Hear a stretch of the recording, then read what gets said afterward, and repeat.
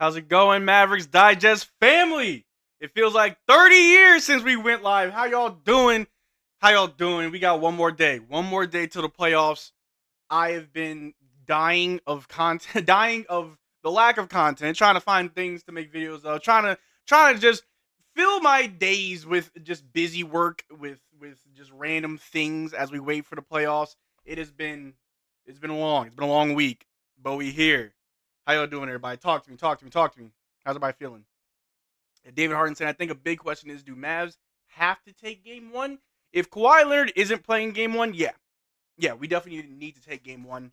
Um, Winning on the road is not easy, especially in a playoff environment. Game one, if there's no Kawhi, we got to take it. And I say go 110% hard in that game. If he's back for game two, I don't know, take a rest. But game one, no Kawhi, must win, must win. No home saying they need to take advantage of Kawhi not playing exactly. Clippers fined 25K for violating NBA injury reporting rules. Is that for real, Ghost Lock? Or are you just saying that? Because that's what I thought was going to happen with the whole Kawhi Leonard thing. They've been very weird about how they're reporting it. And like I said in the last video, there are rules about reporting injuries. Was that true, though? 25K, nothing to an organization, though. Was good, gang. Was good. We ready for tomorrow? Yes, sir. Yes, sir. We ready. We ready.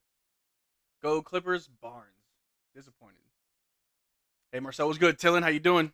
Ghost Lock, how are you, Marcel? I'm doing good, Ghost Lock. I'm doing good.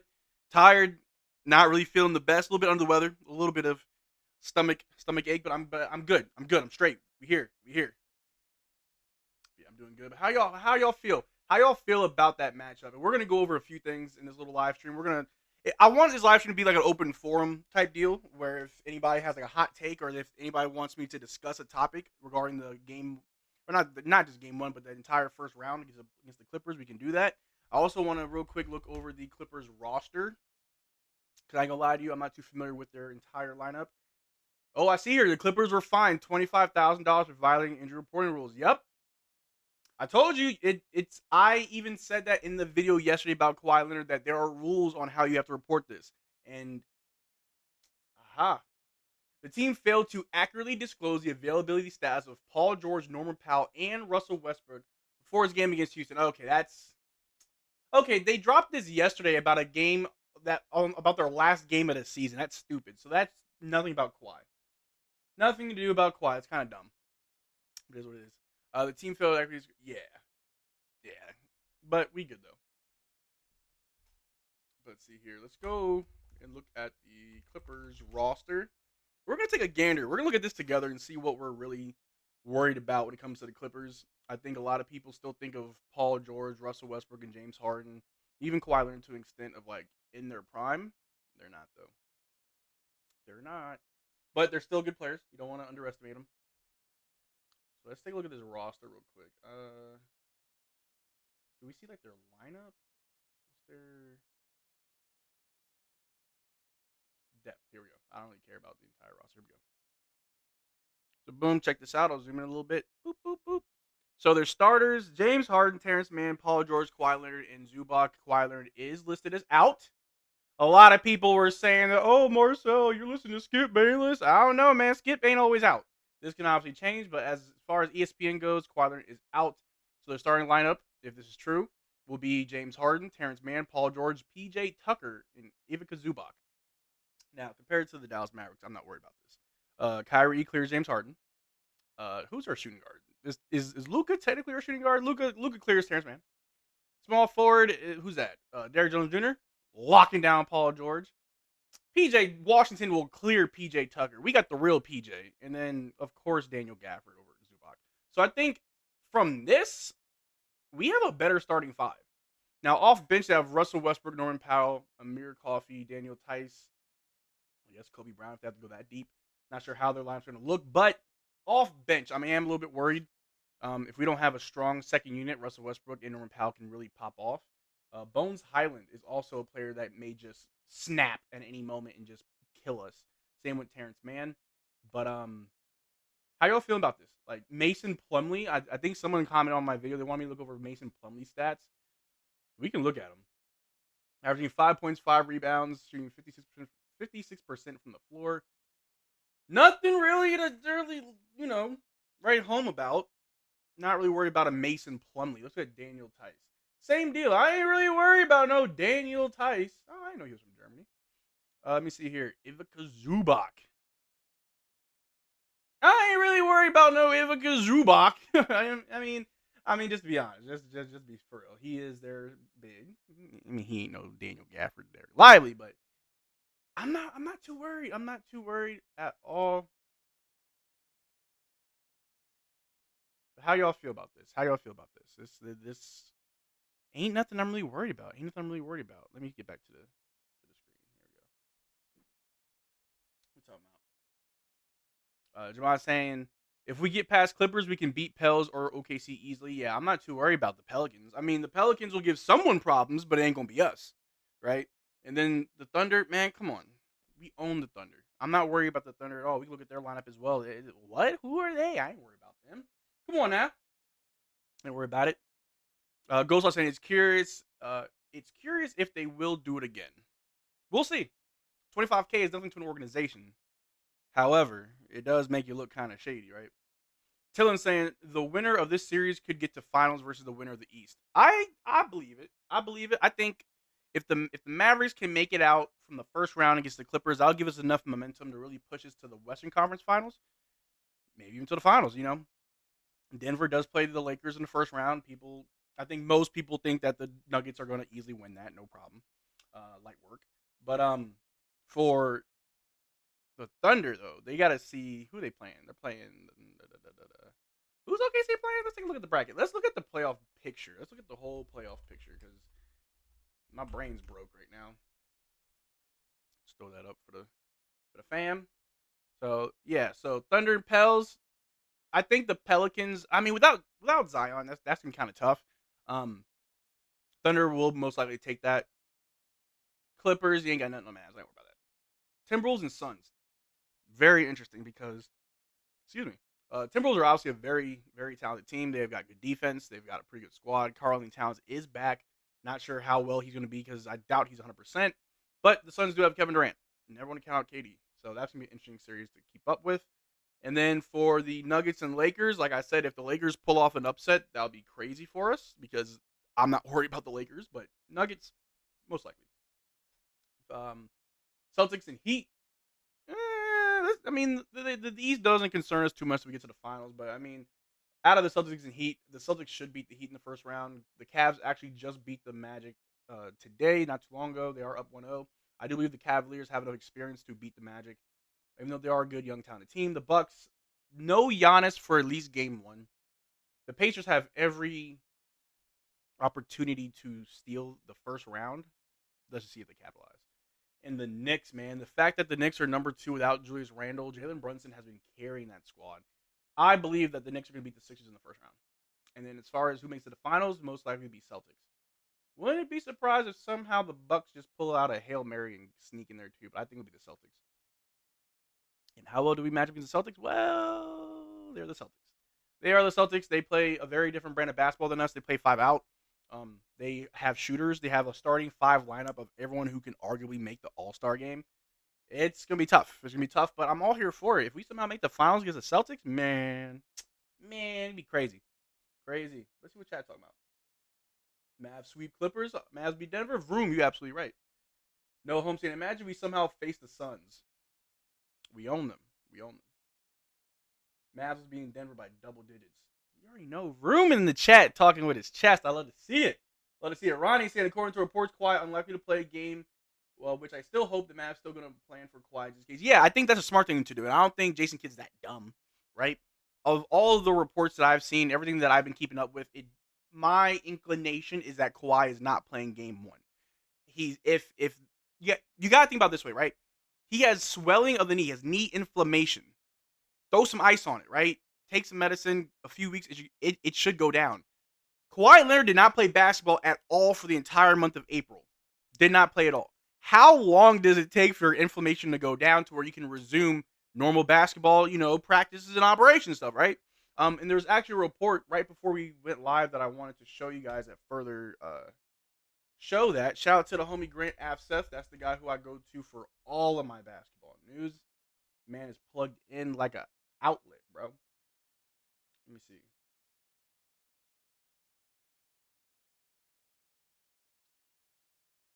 see here. Hold on. All right, so Tim Hardaway is still questionable because he's sick. That's fine though. He'll be fine. Here we go. Here's a report I want to show y'all. Right here. Let me do a little zoom. Kawhi Leonard continued not participating in contact portions of practice on Saturday, facing increasing doubt for his Game 1 stats against the Dallas Mavericks. And Grant Afseth is a wonderful reporter, someone who I always look to for news and who always seems to be plugged in. But that right there, man, I mean, it's not a iffy type deal. It's not a maybe he will, maybe he won't. It's kind of like increasing doubt. He may not be available for Game 1. Wouldn't be surprised, depending on how Game 1 looks, if they just don't have him play in Game 2 either. It all depends. If somehow, God forbid, knock on wood, drop my mic. God forbid, knock on wood, that the Clippers somehow steal Game 1 from us, they may rest him for Game 2, depending on how they feel. But I can see if we snatch away Game 1, we come out the gate swinging. Yeah, they're going to try to throw him in there Game 2, tell him, hey, play limited minutes, try to help the team out. But if you know Kawhi, if you've been following Kawhi Leonard and just his history of injuries, he don't play that. He told Popovich, I'm not playing. Who tells Coach Popovich I'm not playing, right? So Kawhi Leonard is 110% in control of his own status. It's up to him if he's going to play. Obviously, he does live for the playoffs. This is kind of where he really shows up. But if he's not 100%, why would you risk further injuring yourself if you can sit out a game? At least one game, the first game, right? They got home court advantage, so maybe they don't feel as bad. If they didn't have home court advantage, I wouldn't be surprised if he was playing. But that's just me. Vroom saying Miami upsets Boston, baked bean Celtics. I love it. The only contender to us are the Nuggets. Fair. See GC Money saying Mavs by 6. Ooh, let us see it. Jerome Lively 2 has Chet's number, and Daniel Gafford will have Zubac's number easy. Roberto talks. They love the vids. Appreciate you, Roberto. Appreciate you stopping by, man. We're just talking. This isn't like, something like some crazy live stream. I just wanted to chat with y'all because I am so excited for Game 1 tomorrow. But I wanted to kind of get the fam involved real quick so we can take a closer look at this matchup. What does it really mean for us? I feel like a lot of Mavericks fans are a little bit apprehensive. They're a little bit worried that this matchup can go either way. We don't know. They may dog walk us, and I don't know. I feel like I'm like on an island here because I'm so confident. I'm very confident in this Dallas Mavericks team. We could go down 0-2. I'm like, we good. Mavs in 6, I guess. Like, I'm not worried about it. You gotta understand, man. This team has been incredible all season. This team has been doing the impossible all season. If it's Game 7 with 5 seconds on the clock, I still believe we can win the series, right? It's not until we're actually eliminated will I believe that we're out of the series. You'll never see me react in the Game 3 or Game 4. Oh, we're done. Nope. Until we are eliminated, we still got a chance, man. Still got a chance. Tall Cool Drink said if Mavericks lose against Kawhi's Clippers, it'll be devastating for them. It will, but that doesn't mean you're out. That doesn't mean that you're out. Remember how we lost to the Warriors without we lost to the Warriors with Luka Doncic, and then we beat the Warriors without Luka Doncic. Some things are weird. Some things happen that way. I'm not too worried. If it'll suck. If there's no Kawhi in Game 1 and we lose, it's going to hurt your feelings, but you bounce back from it, right? I even said in the video yesterday, like, Games 1 and 2, it's like a feel-around game, right? You want to see how did your opponent prepare for your matchup. How well did the Clippers prepare to deal with Luka Doncic, to deal with Dereck Lively, Daniel Gafford, PJ, Kyrie Irving, Derrick Lively Jr.? How well did the Clippers do their homework? That's what you're trying to fill out in Game 1, while at the same time you're trying to see is, hey, did any of my schemes like stack up against them? Did everything that we do to prepare for this matchup actually work against the Clippers? That's what Games 1 and 2 usually are. You're trying to fill out the other team. However, if you know you're just that much better, yeah, you could stomp them out for 4 straight games. It is what it is. But we're the 4th seed. We're the 5th seed. They're the 4th seed. So don't really think there's any stomping going on, even though I love it. Let me see here. They flew to LA last night. Everybody except for Tim Hardaway Jr. Tim Hardaway actually missed his flight. I want to show you because I thought this was hilarious. Let me see here. Oh, this right here. Tim not making the private jet is comedy. Nick over there on Locked On Mavs saying, my flight to LA just got delayed because it was struck by lightning, but guess who else is on my flight? No shade or hate to Tim Hardaway Jr. I just find that very funny, bro. If I was on a flight and I saw Tim Hardaway sitting there waiting to board my flight, I'm like, look, Tim, let's have a conversation, bro. You need some Pepto-Bismol? You need some water. You need some ginger ale. What's up with this illness, man? Upset stomach. You got COVID. Like, what's going on, bro? I would be bugging Tim the whole way. I'm like, hey, man, you know they call you Brickway. You know that they don't think you got it no more, Tim. How are you gonna respond, Tim? We got a long flight to LA. I think that's hilarious. That is hilarious. Goes on saying, are you still gonna wear the wig tomorrow? That's the real question for me. I ain't worried anymore about the series. Their interview shows how confident they are. Oh yeah, Ghost. So I got the coffee black outfit ready to go, bruh. Best believe that. Best believe that. Celtics versus Warriors lose. Celtics versus Warriors lose. Boston are worse in playoff clutch. Facts. Suns and Wolves tied first half. Ooh. I guess we can also kind of keep up with games that are going on right now. Let me see here. Playoff games. I don't know. Try to get a multi-box score so we can keep up with all of that. So yeah, so end of the first quarter, Suns are up by 1 to the Timberwolves. Sneaky, sneaky. But all right, yeah, we'll while we're live, we'll keep up with a few games. I doubt this live stream's going to go for more than maybe an hour and a half, depending what you want to talk about. You know, I want to kind of touch all bases and get around to everything because tomorrow is going to be a crazy live stream. Crazy. Grant has good play by. Hold on. Grant has good play-by-play breakdown. I don't know who Grant is, but good for him. Let me see. Bruce Wayne saying, big support as always for me. However, I'm a big Clippers fan for the West, so I'll be playing their side on the stream. Bruce Wayne, that's fine, baby. That's fine. You got to do what you got to do, baby. You got to do what you got to do. Caden Whitlock saying, Mavs in 5. Love to see it. Gonsuga saying, I really want Mavs to sweep them in order to humble them Glazers, man. Bro, the videos I made about Kawhi Leonard obviously attracted a lot of Clippers fans, and I saw the comments. I'm like, man. I don't know if y'all heard that. I live in Dallas, and it's been raining all day. They said one of the highways flooded. I woke up at 5 a.m. to lightning and thunder. Just I don't know if my mic picked up, but I was a loud little crackle. But yeah, I hope we sweep them too. Honorable mention: Jamal Mashburn, Jimmy Shimmy Jackson, Jason Kidd, the 3 J's, sir. Bring Sean tomorrow on the live. Look, Sean said that he ain't coming on stream until we get 10K subs. I asked him, I was like, bro, really 10K? He's like, yeah, 10K. So get people to subscribe, man. If y'all want Sean to pod, we gotta subscribe. Red Offset saying, how do you think D Live is doing going to playoffs? You got a chance to meet him, right? Yes, I did meet Dereck Lively. I don't really have a picture. I think I do. I think I can show you guys a picture. I got it somewhere on my Twitter. Let me just show that off real quick. I post so many memes on my Twitter. Where's my actual footage?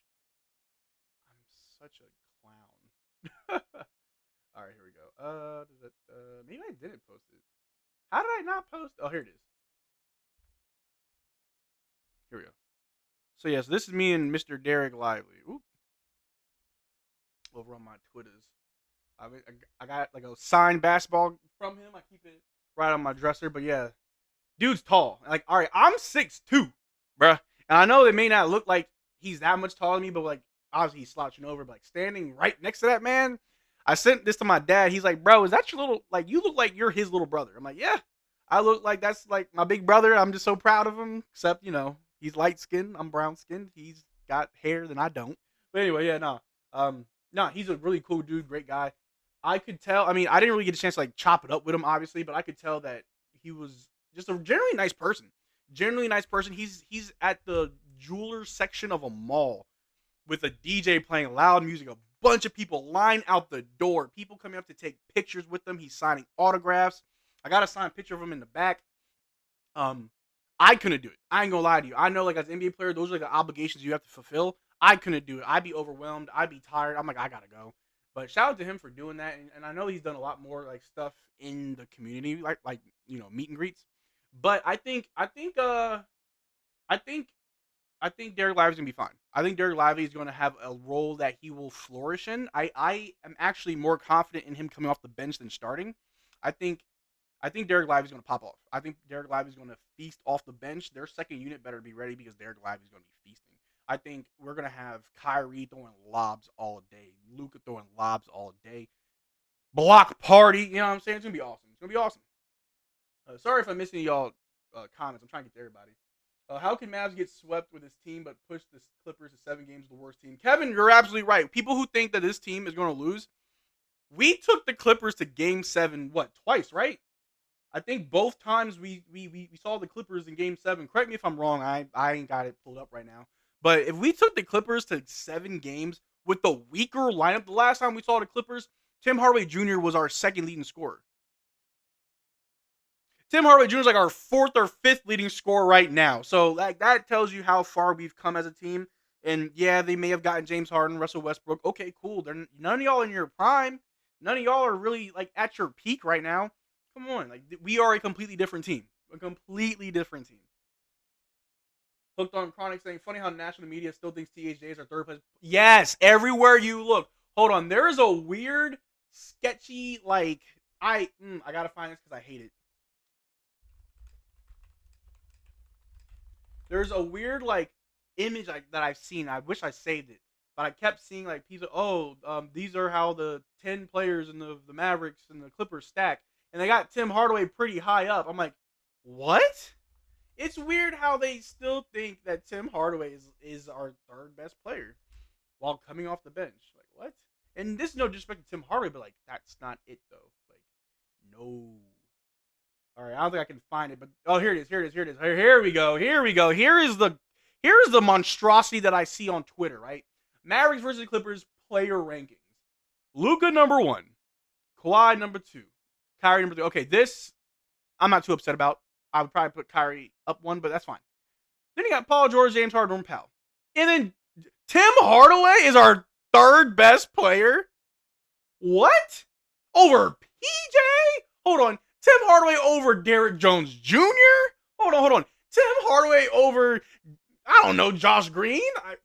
What? Dereck Lively? Daniel Gafford? What? This little image I keep seeing floating around, and it's the most disrespectful thing.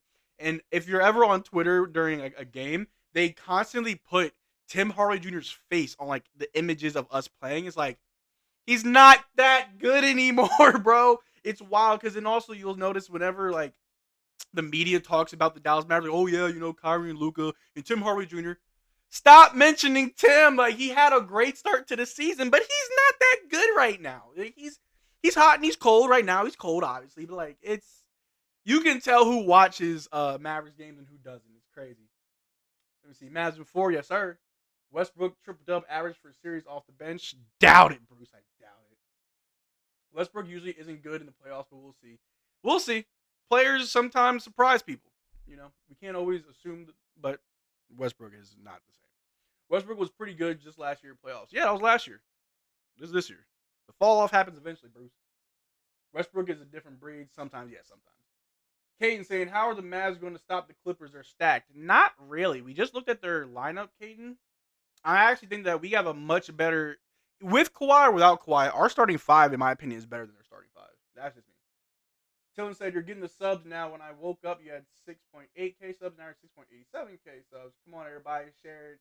Let's get them 10K subs. Tillman, I appreciate it. Yeah, man. I'm trying to grow the channel. I know some of you guys may be annoyed with the whole, oh, only 50% are not subscribed. There's a reason why I do that. And before every video, I took a week of not doing that.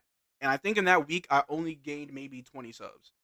The next week I did that, and in that week I gained like 500 subs. Like, there are reasons why I do what I do. However, when I get to a certain subscriber count, I'm gonna be less, pushy with it. I'll do like every other video. I think the video I dropped yesterday didn't have it, or maybe the video before that didn't have it. I was like, yeah, I don't want to bug y'all. I know it gets annoying. I know it gets very repetitive, and if you're already subscribed, you don't want to hear about. Please subscribe. However, I appreciate y'all. I appreciate y'all all the same. Let me see here. The droolers section. Vroom, what are you talking about? Mavs are stacked too. Yeah, and we're fully healthy. I mean, minus Tim Hardaway Jr., but we're fine. Sneaky talent on the roster for you guys. Yeah, no, the Mavericks are pretty solid. 4-2, 4-3 versus Clippers. I'm with it. Arsenal's up 2-0. Ooh, soccer. I mean, football. Vroom saying they think Dereck Lively 2 is still Dallas starter. They're not keeping up. Yeah.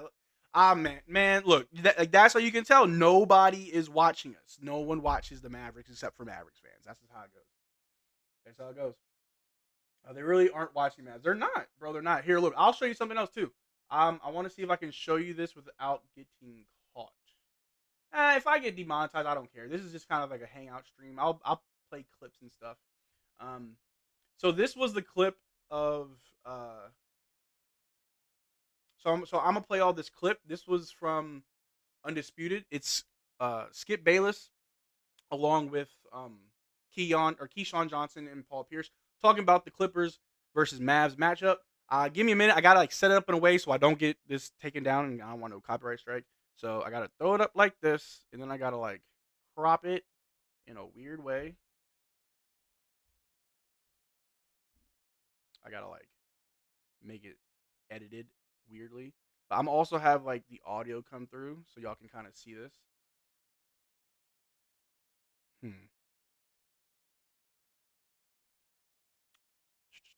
Where my headphones? Where my headphones? Where my headphones?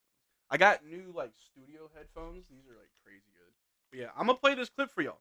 And this was Skip's talking about the matchup against the Clippers, about Kawhi Leonard, da da da da. But then also Keyshawn Johnson says something dumb at the end, and that's what I want y'all to listen to. So let's get this going. Make sure I got all this right. Let's see. Oh, unmute this. All right, check this out. Check this out, chat. I'm gonna skip a little bit ahead.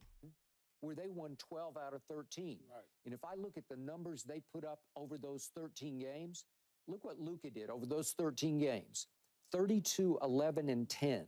Well, those are MVP numbers, obviously. Yeah, absolutely. Kyrie was 26, 5, and 5. And then the two guys they added at the trade deadline changed their life. Which playoff teams did they beat down the stretch? They weren't playing some bad teams. I'll give you that. I'm just asking you. But P.J. Washington. So that right there. I'm a play it back in case y'all didn't catch that. The hating from Keyshawn Johnson. This is just me highlighting the fact that people don't watch the Dallas Mavericks, bro. Check this out. Hold on. Changed their life. Listen. Which playoff teams did they beat down the stretch? They weren't. Okay, so you don't think that we beat any playoff teams down the stretch? That's cool. Chat, we gonna look at the last few teams that we played, right? Because obviously Keyshawn Johnson doesn't watch this. Keyshawn Johnson doesn't watch basketball. Obviously, he's an ex-football player. Honestly, probably wasn't that good as a football player because I don't really know him like that, right? So let's take a gander at this.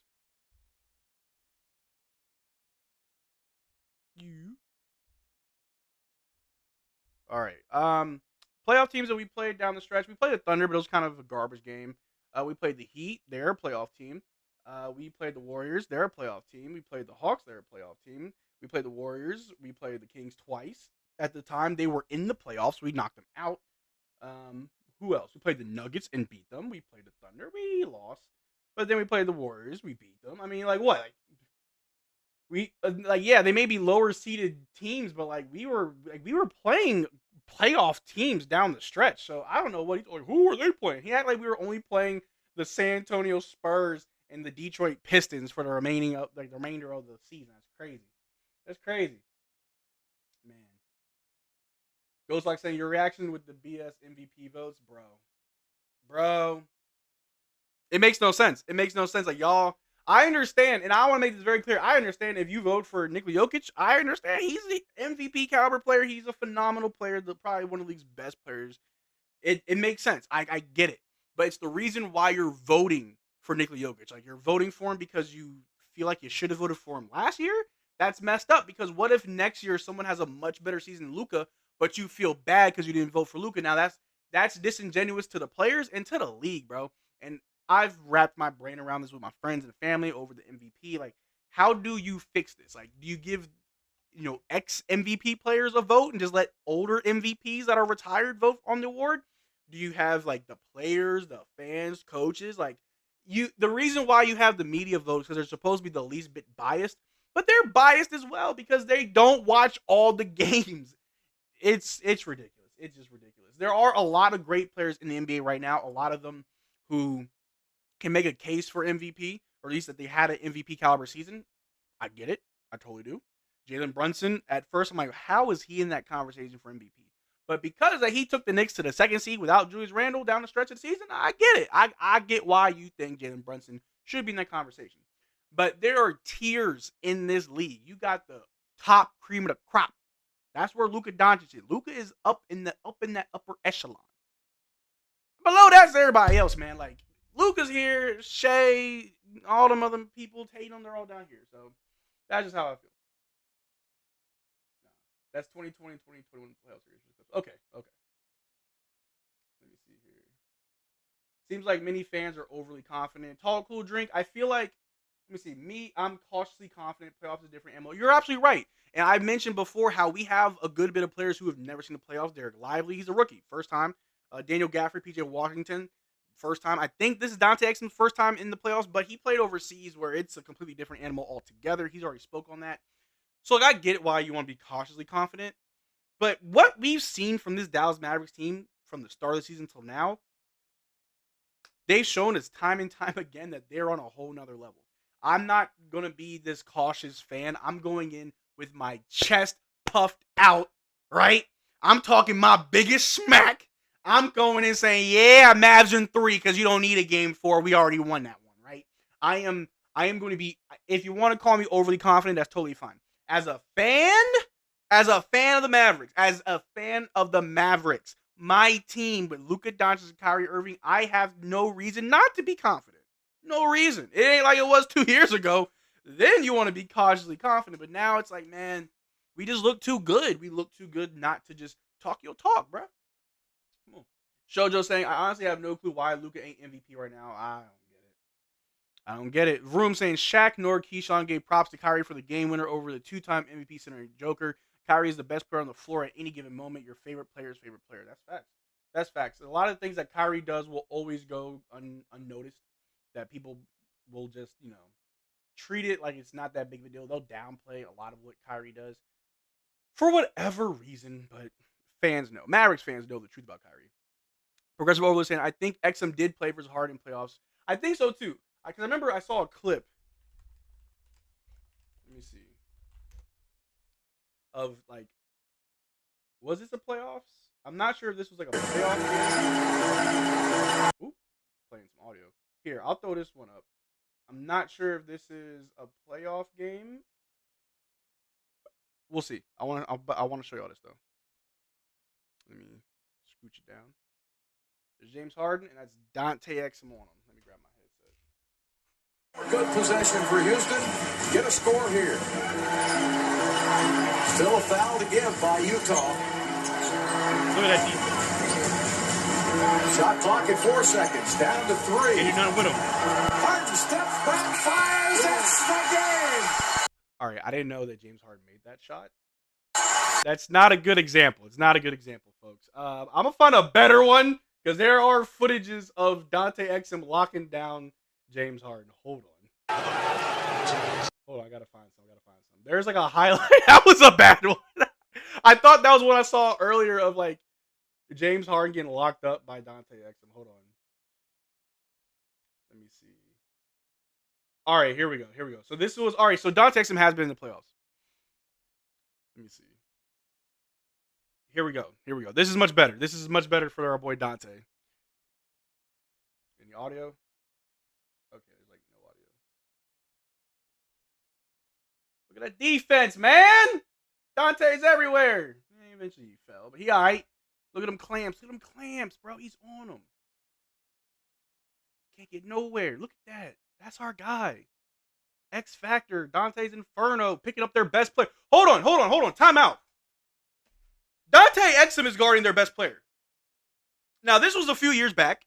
Dante ain't that young anymore. But that should just show you, bro. Like, we got somebody like Dante Exum who's not afraid to pick up someone like James Harden. I hope we can see that this season, bro. Or for this matchup. Look at that. On him. Calling a blocking foul. We all know that James Harden back in Houston was getting every single foul call. I think he averaged like 13 or 14 free throws a game. The original free throw merchant. I think one Houston game went like 3.5 hours because of all the free throws that James Harden had to take. It was crazy. Let me see here. Room saying Mavs center the landlord, power forward, Penny Hardaway fame. PJ Washington. I'm sorry. What? I am so confused. Power forward, Penny Hardaway fame. PJ Washington, small forward, airplane mode, shooting guard, Uncle Drew, point guard, Luka. You got it. Johan Boguson saying, I think maybe Luka is too good looking and glad to be MVP for starting. Luka's got aura, right? Luka's got too much aura. Ain't ready for it. T-Wolves up to 5. Let me see. I got rid of it. NBA scores. Let me see. So right now it's 5 minutes left in the second quarter. The Timberwolves are up 43-39. I might just, since they're playing, do y'all want me to throw their score on screen since they're playing? I know this isn't for the Timberwolves or Suns, but like for those that want to keep up with how other teams are doing, let me know. I can throw their score up. It may take me a while though. Caden said, Marcel, don't be confident. Marcel, don't be confident, worried. I'm never worried. Always confident, baby. Scary money don't make no money. You feel me? Vroom saying Dante Exum played in the 7-game series versus Clippers, I believe. Probably. Yeah, Dante's got some playoff experience. Also, playing overseas, like he said, is completely different too. Goes on saying, in all honesty, in the end of the day, all in for Dallas. Ghost Locker, you're absolutely right. No Holmes and Marcel putting on his headset and taking off like a ref challenge call. Well, no, it's because like I want to hear the audio too, right? So like the audio that's coming through my headset is what you guys hear. It's like, oh, I want to listen to it as well. But then also these are like studio headphones. Like these are like if you're recording a song. So like I feel like I yell if I keep them on. But if you want me to review the call. Okay, yeah.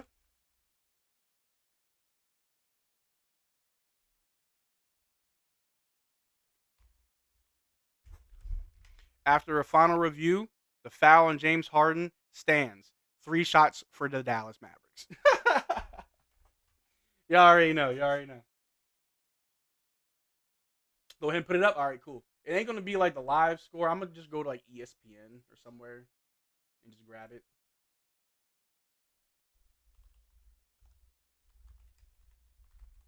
That way we can keep up with one game that's going on and then we can talk about everything else, man.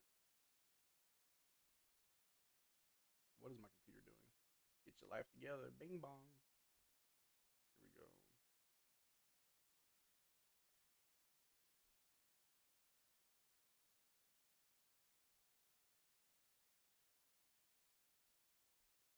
Now I gotta adjust this thing because it's ugly. Baby, please don't go. Hey, Despicable Me. It's like my favorite movie. Here we go. There you go. I'll throw that up there just so y'all can keep up with it. It's on ESPN, so I apologize if it let me see. Can I click over? No, I gotta stay on here. This is how we're gonna do this. Drop that, pull that up, boom. There we go. Ah, where'd he go?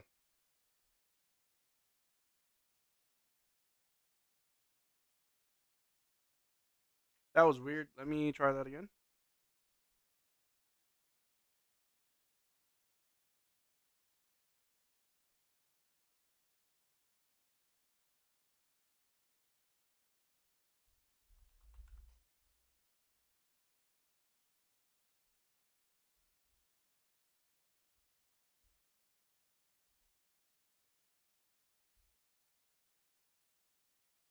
There you go.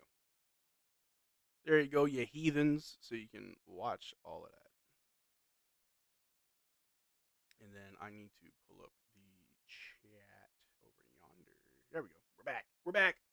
Room saying unnecessary roughness is going to be the main call in this series. Yeah, we all remember in the bubble when we were playing the Clippers, they were literally tackling and just fouling the crap out of Luka. And I expect that to happen again. If that's how they want to go about it, that's fine. We got a much more physical team. We have a better team. If they have to result to that, go right ahead. Anthony Edwards almost ended Eubanks. Oh man, Anthony Edwards is a freak, bro. Who is the star players of the Wolves? For the Wolves, you got Dante. Wow. You got Anthony Edwards, you got Rudy Gobert, you have Karl-Anthony Towns, but also Naz Reid is really good on the Timberwolves as well. And as a backup big, like that's a luxury to have.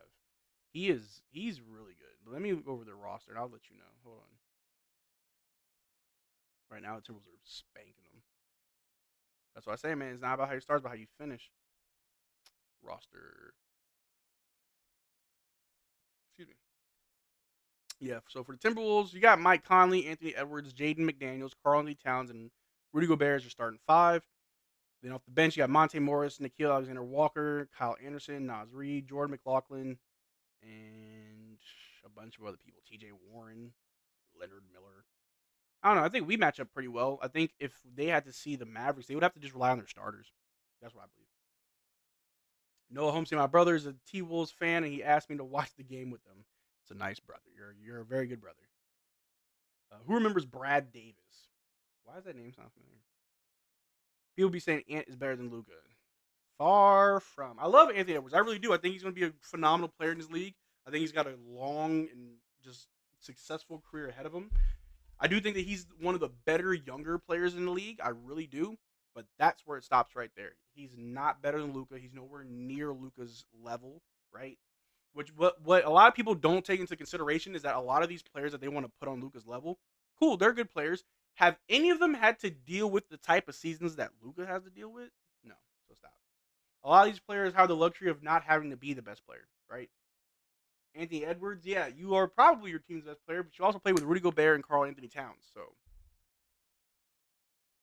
you know, whenever since we drafted Luka, the talent gap, or I guess the skill gap between Luka and our second best player was always miles apart. This is the first time Luka has a co-star where it's not that different between he and him.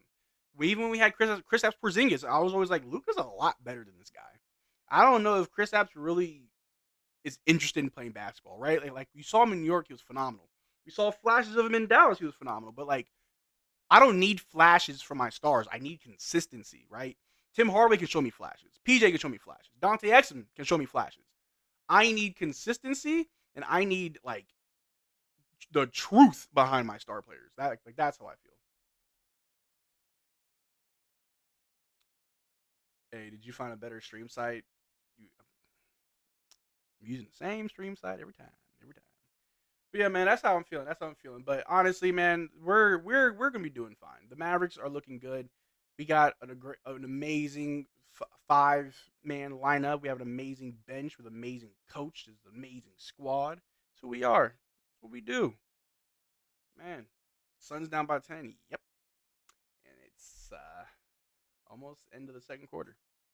Anybody start by you finish, but man, crazy. How's everybody doing, man? How's everybody doing? Talk to me, people. Talk to me. What are some of y'all's hot takes? What are some of y'all's hot takes for this first round? I'm gonna say this right now. And some may not even think it's a hot take, which is fine as well. I believe that Kyrie Irving will be the MVP of the first round. Against the Clippers, I think Kyrie will be the difference maker. I think he's gonna be the one that shines. Obviously, Luka's gonna do his thing, but like Kyrie may be the reason why we win that game in 4 games. I believe it. I don't think that there's another player on that entire Clippers team that is as deadly in the fourth quarter as Kyrie Irving. That's just a fact. But what are y'all's hot takes? Let me hear them, and I'm gonna roast you for them. That's what I do. But there is something else I want to try to get set up for y'all. I was trying to do it beforehand, but you know.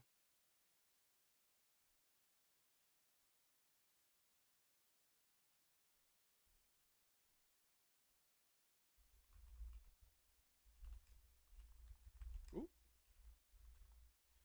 Get them flames out.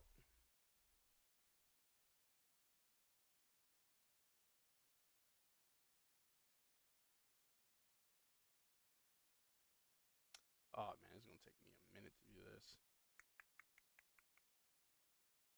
All right, so I think this is something cool that we can do. Let me see what the chat's talking about. I need to see lobs, bruh. I need to see him too. I need a couple alley oops to Gafford, Dereck Lively, Derrick Jones Jr. Hold on. This is your captain speaking. Flight 55 is prepared to take off. Tomorrow, we'll be landing in Los Angeles, where we'll be seeing the Los Angeles Clippers, a team that's never won anything and never will, because today is the day that the Mavericks take home the dub. But you know what I'm saying? Like, I'm ready for Flight 55 to take off and kill him. I'm ready for PJ to find his shot again, which I'm absolutely positive that he will. That's what I'm here for. Roberto talks saying Scotty Barnes will win MVP next year. If that's your hot take, hey, man. Sky Barnes is a great young guy. Has a lot of potential, but he also has a lot of growth that he still needs to make up. You know, he's still very much a raw player. He's a well-rounded player. He's like an all-around player, but he needs to like kind of lock in and find like his thing. Tillin said, and I think Gaff will go 100% on the field in the Hey, I'm all for it. The man shoots very well from the floor, and people are like, oh, well, they're dunks and layups. Cool. Why hasn't Giannis done it? Why hasn't Embiid done it? Why hasn't Anthony Davis done it? Like, there's a lot of other bigs that have come and gone that have never hit those type of numbers. All right. Peanuts, no salt. I got you. All right. So I want to do something interesting. I'm not sure. Okay. So I'm going to hide the score for a minute. I apologize. I want to see if y'all rock with this. We're going to do a tier list.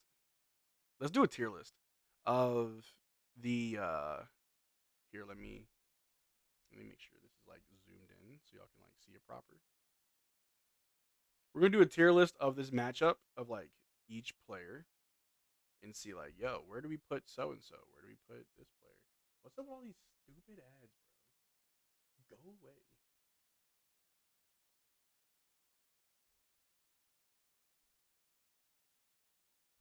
All right, boom. I'll move it over here. There we go. All right, so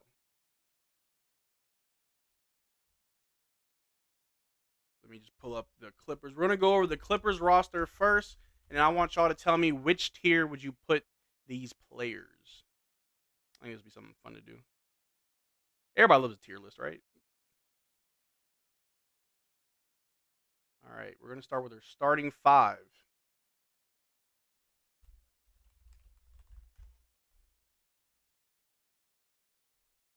The first player is James Harden. Where do you put James Harden? Is he S tier, A tier, B tier, C tier, or D tier? Need y'all to sound off. Whichever one I see in the chat with the most grades, that's where I'm putting him. Let me get the little picture. Where's James Harden? I don't even know where'd it go? I just saved it.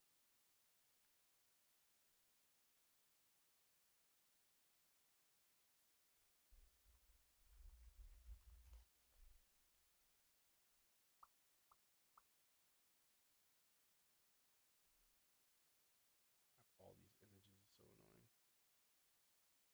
Can I not see? Am I blind?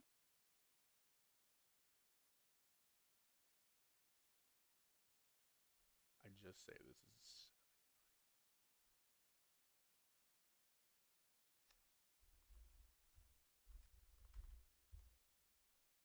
Okay, I think that saved it that time.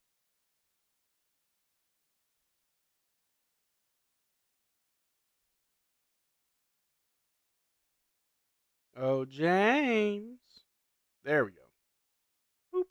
All right, so where are we putting James Harden? I see. Let me see. Katie going off for Suns. Ooh. Mavs voice. Be a pest on defense. AJ Lawson, PJ Washington, DJJ, Lively too. Kyrie, love the mindset, of course. C tier, A tier, B tier, A minus. Y'all, like, where are we putting him? Where are we putting him? I think he's a B tier. Y'all, do y'all agree with B tier Harden? B tier Harden? That's kind of like how I'm feeling. I could be wrong though. Let's see. C, A Harden, B, A minus James. B, yeah, B. That's what I think. I think James Harden is a B tier. Let's just take a quick little look at his stats though, because I could be dumb. I don't know everything. I always tell y'all this. I don't know everything. But James Harden for the season is averaging 16 points, 5 rebounds, 8 assists. Played about 72 games. That's actually not bad. Come on. Apparently he's day to day. He has a foot injury. Interesting. How will he shoot from 3 this season?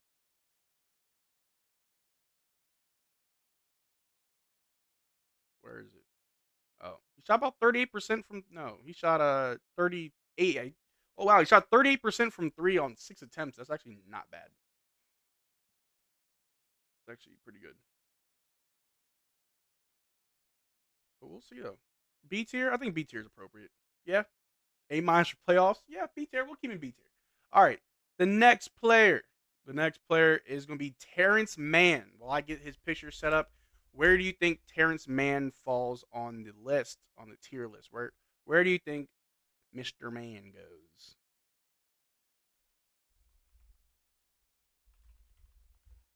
Because I honestly have to look up his stats real quick. I ain't gonna lie to you, I'm not too familiar. I know who Terrence Mann is, but I gotta check out his stats. For the season, he's averaging 8 points, three rebounds, and 1.6 assists. 8, 3, and 1. Still a young guy. He's been in the league for about 4 years now. Stats kind of dropped, but that's probably because they brought in James Harden. Shoots 34% from 3, only on 2 attempts. He shoots about 51% from the floor on 6 attempts. What are y'all thinking?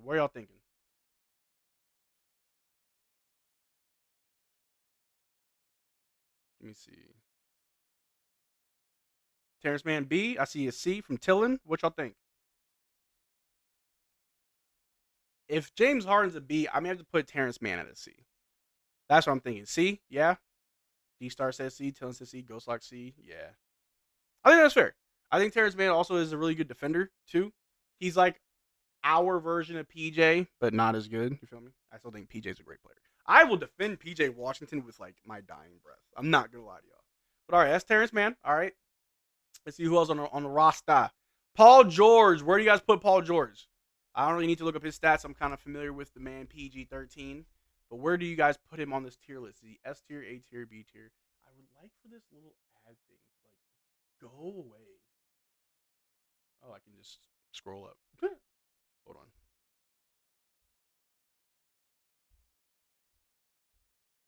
There we go. That's a bit better. Boop. All right. Yeah, where y'all putting Paul George? Where y'all putting PG-13?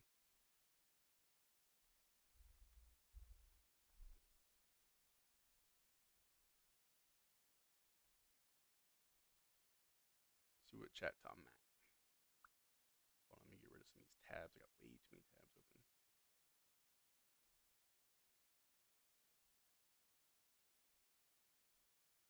A tier? Oh, Idle Ryan, what's up, baby? We doing just a tier list of the Clippers. Trying to see where we put them all. Benjamin Adams saying, "You watching the games today?" I missed the Cleveland, the Magic game. Right now, it's the Timberwolves and the Suns, but I'm probably gonna watch the later games tonight. Definitely want to watch the Lakers. A tier? Ooh, S minus. I think A tier is fine. I honestly, hot take. I think Paul George will be the Clippers' best player in our matchup. I think Paul George will be their best player, regardless of how people may feel about playoff P in the past. Like in the bubble, obviously wasn't his best. However, I think Paul George is still a great player, and it's not because I think he's like a superstar, all-star. He's like Luka's level. No, because Paul George is consistent, and that's kind of like the difference, right? Is that he is consistent. Let me fix this up just a tad bit. There we go. There we go. Hopefully that looks good for y'all. My first time doing a tier list. Let me see. We getting any play-by-play? Tomorrow I'm giving y'all play-by-play. Today we're just kind of talking about our matchup, kind of like a pregame spiel, go over some stuff. Philly Eagles Burgers and a hot take. We Dallas sweep every team we play against this postseason. I'm all for it. PG will be their best player because he has been the most hotly. Yeah, I agree. I definitely agree. Next, all right, Kawhi Leonard. Let's assume Kawhi is healthy and playing. Where does he rank on this list amongst the other players on the Clippers? What tier do we put the Claw?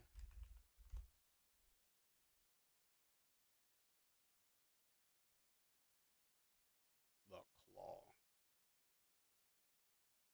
Let me know, chat. S tier? Roberto talk, S tier, yeah. Tillin, S tier? This is a fully healthy Kawhi. This is like Robo Cyborg Kawhi who's got all his tune-ups, who got his oil changed. You know what I'm saying? Like, he's ready to go. Kawhi a B? Benjamin. That's crazy. But I'm seeing a lot of S. I'm seeing a lot of S tiers. Talk to me. Because we don't know how good he will be coming off the injury. No, that's fine. But this is with the understanding that he is 100%. Right? Because we don't want to underestimate because, shoot, they could be lying about all this stuff. Philly said Harden a C. If Harden's a C, then Terry Mann's a D. Because I just...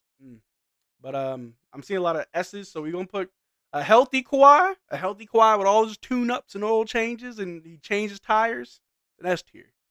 And that's fair. Kawhi Leonard is a crazy, crazy good player. He wasn't always this good of a scorer. If anybody kept up with Kawhi throughout his career, he was a defender. His defense is kind of what got him in the league. He was just defense. And eventually his scoring started to pick up in San Antonio. Really showed off in Toronto, and it peaked over here in the Clippers. Scary. He's a mid-range threat, too. He's one of the few players that can still shoot the mid-range very, very well. He has active hands. He's very quick. There we go. Fully healthy and ready to go. He would be an S or an A, yeah. I'll give him a B only because he can dribble and shoot. All right. So the next player is Ivica Zubac. What do y'all think about Zubac? How do you say his name? Is Zubac or Zubac? I hear people pronounce it differently. I actually want to look it up. How do you actually pronounce Zubac? Is it Zubats? Is it actually Zubats? Zubats. Oh, it's Zubats. I would call him Zubac. Or Ivica Zubac. I can't even remember how I pronounce it now. Ivica Zubats. Zubats? Anyway, where y'all put this man? I'll be messing up everybody's name. We're putting the Big Zoo. B minus? Ooh, Zubac a D? A B? I'm seeing some conflicting grades here. A C? All right, you got a B minus, a D, a B, and a C. Y'all just gave him the whole board, man. B? Y'all think that highly of Zubats? Let me see. Only can score in paint and gets beat out by most centers. Ooh, Benjamin. Got some insight on the Big Zoo. All right. Anybody else? Zubac like Star Wars, Chewbacca, B, C. I'll give him a C. I'll put him down here in C. No disrespect to the man. Why is James Harden's face like that? Like everyone else got the normal background, and there's James Harden. But anyway, I'll give him a C. I'll give him a C tier. His stats, he's averaging more points, and I think he's averaging more rebounds than Daniel Gafford. But let's actually do an NBA comparison real quick. I like using this website. Daniel Gaff. Ivica Zubac. For this season. Let's see who's been better. So in head-to-head, it's kind of split. Zubac scores 0.7 more than Daniel Gafford, but he does get about 2 rebounds more. However, Daniel assists more, steals more, blocks more, has a higher percentage from the floor. Zubac has about a 5% higher from the free throw line. It's a good matchup. From the stat sheet, at least it's pretty similar, but we'll see how it goes on the floor. I'm seeing B's and C's. C, it's okay? Okay. All right, y'all respect it? Let me know. If you want me to change anything, make the argument. We can have a conversation. I'm all for it. The next player, y'all love to hate him, Russell Westbrook. I'm not even too sure how well Russell Westbrook has been playing this season. However, if y'all have been watching him, how well do you think Russell Westbrook is this year, and how well do you think he's going to be in the matchup on Sunday? What do you guys think of Russell Westbrook?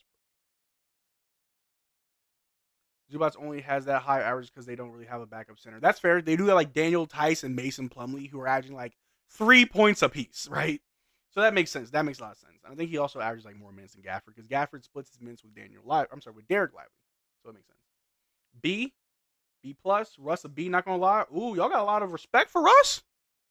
I can respect that too. Let's just look over his stats real quick because I was watching Russell when he was on the Lakers, and I felt really bad because like Russell isn't a bad person. Like he's not a villain, right? He's not somebody that he wants people to hate him. He just wants to play basketball, have fun, and win games. Like he's a good dude. He's averaging 11, 5, and 4, but we know that Russell Westbrook still has that remnant of OKC Westbrook in him. Pop off any minute. Shooting, he wasn't always that good of a 3-point shooter. He's shooting 27% from 3 this season on about 2 attempts, shooting 45% from the floor. How many turnovers is he committing? It's down from before. He won MVP. He was averaging 5 turnovers a game. 2 turnovers a game this year. So, B, Westbrook, I can respect it. And this is only for this year. We're not looking over the last years. This year, he's a B. I can respect it. I definitely can. Could be an A when he on one. Yeah, we know, like, when Russell Westbrook is hitting on all cylinders, when Russell Westbrook is, like, locked in, scary hours. I totally get it. I'll give him a B.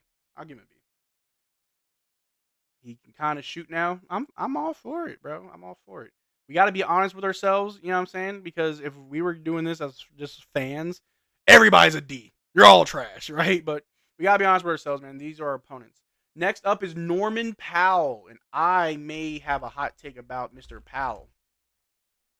I may surprise y'all with how far up I'm going to put him. But I want y'all to let me know where y'all put him. We're going to have a conversation.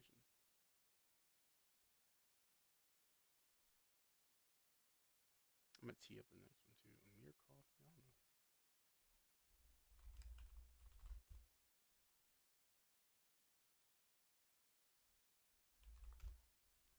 All right. Norman Powell, what y'all got for him?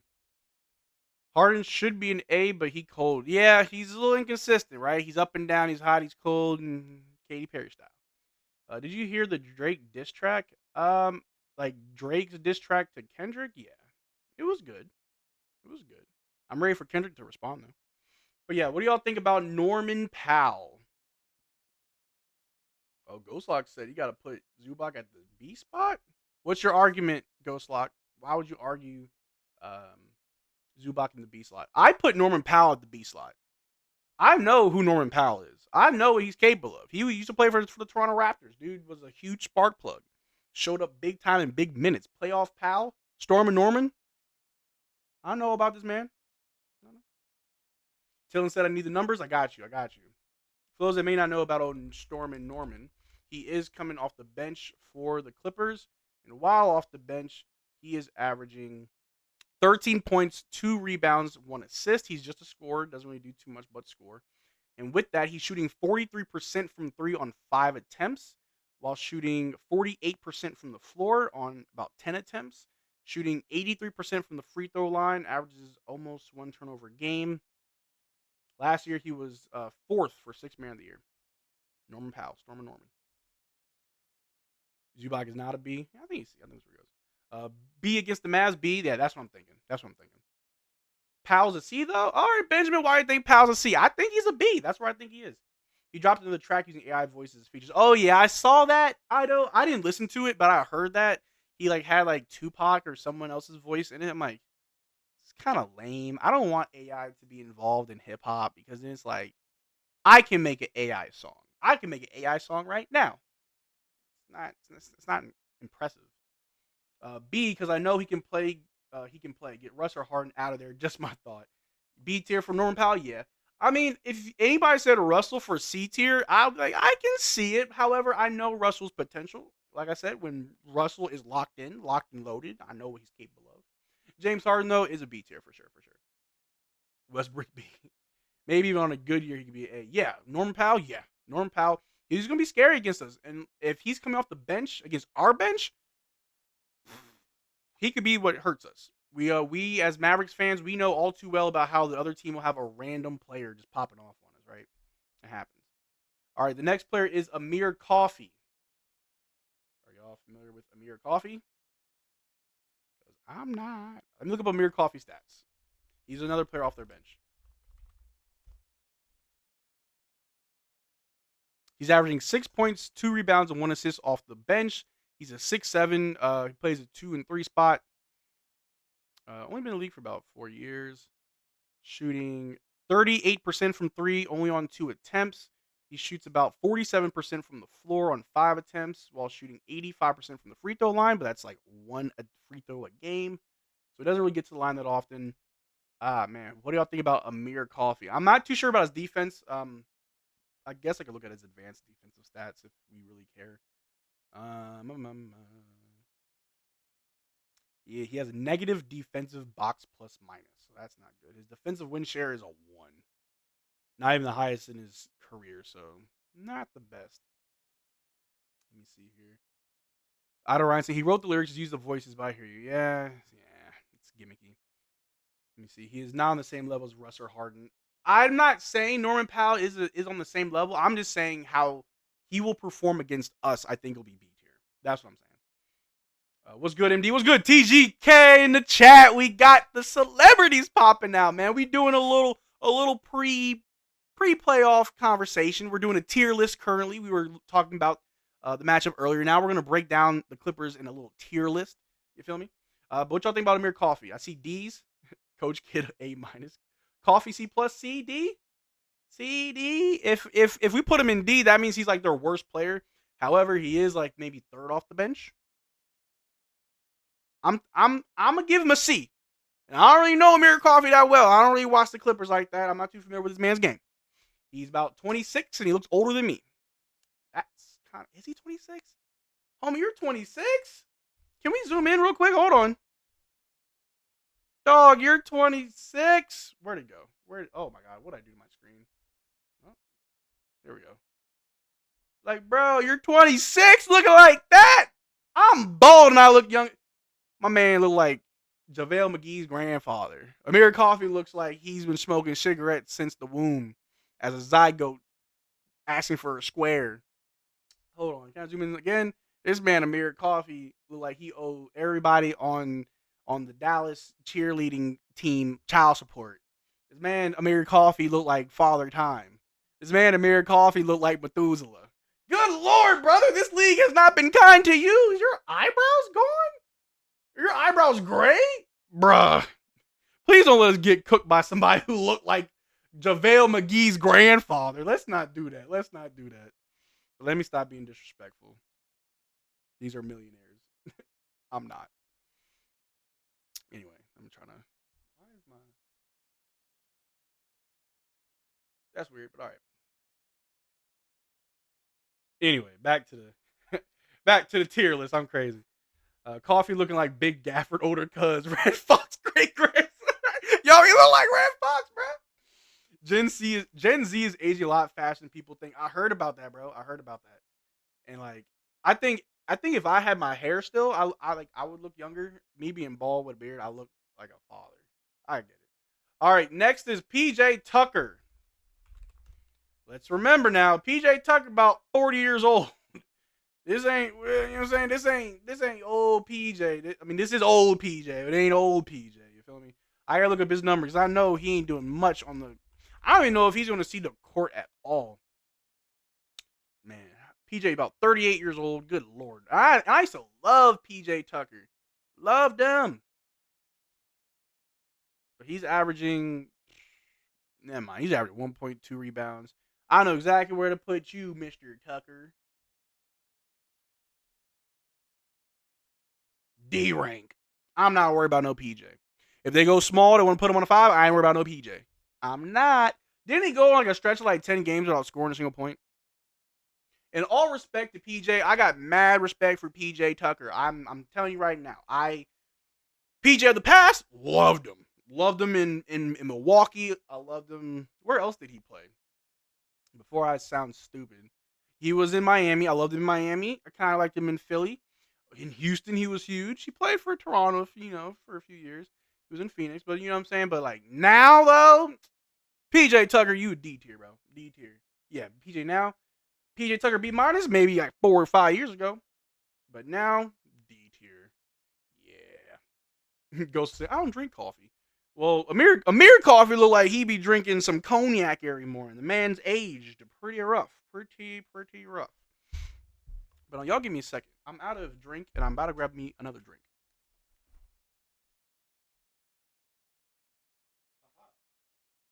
I'm like addicted to Sonic's drinks. They're really good.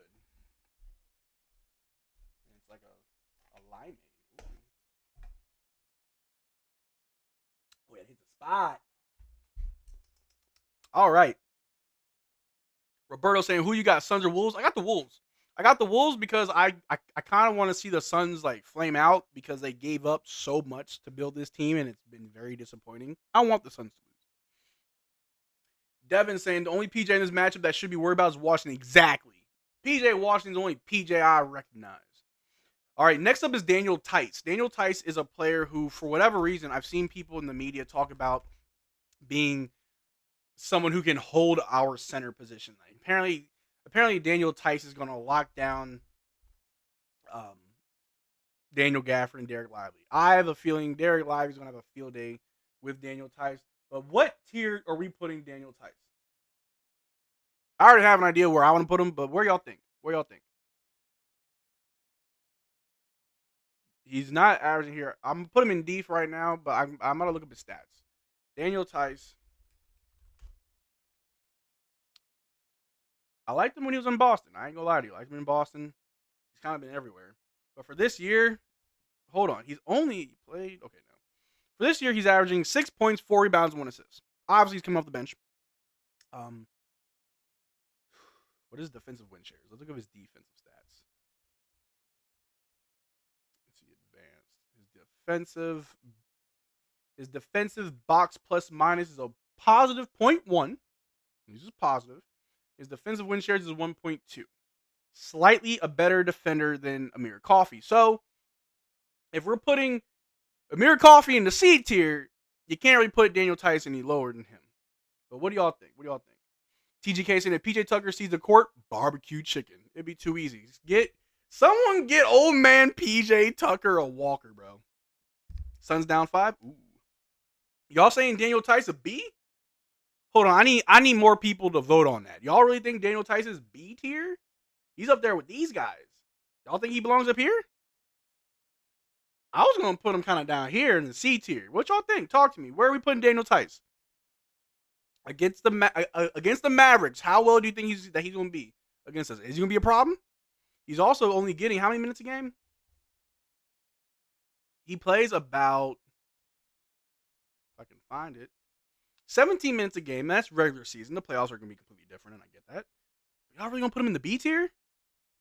I need y'all to speak up or forever hold your peace. C tier, D star? Who else? C tier, Roberto? All right. Daniel's a D. You can make the argument. I think I'll leave him in the C tier, though. I really do think. A minus Harden? Okay, calm down. He's in the B tier. Room.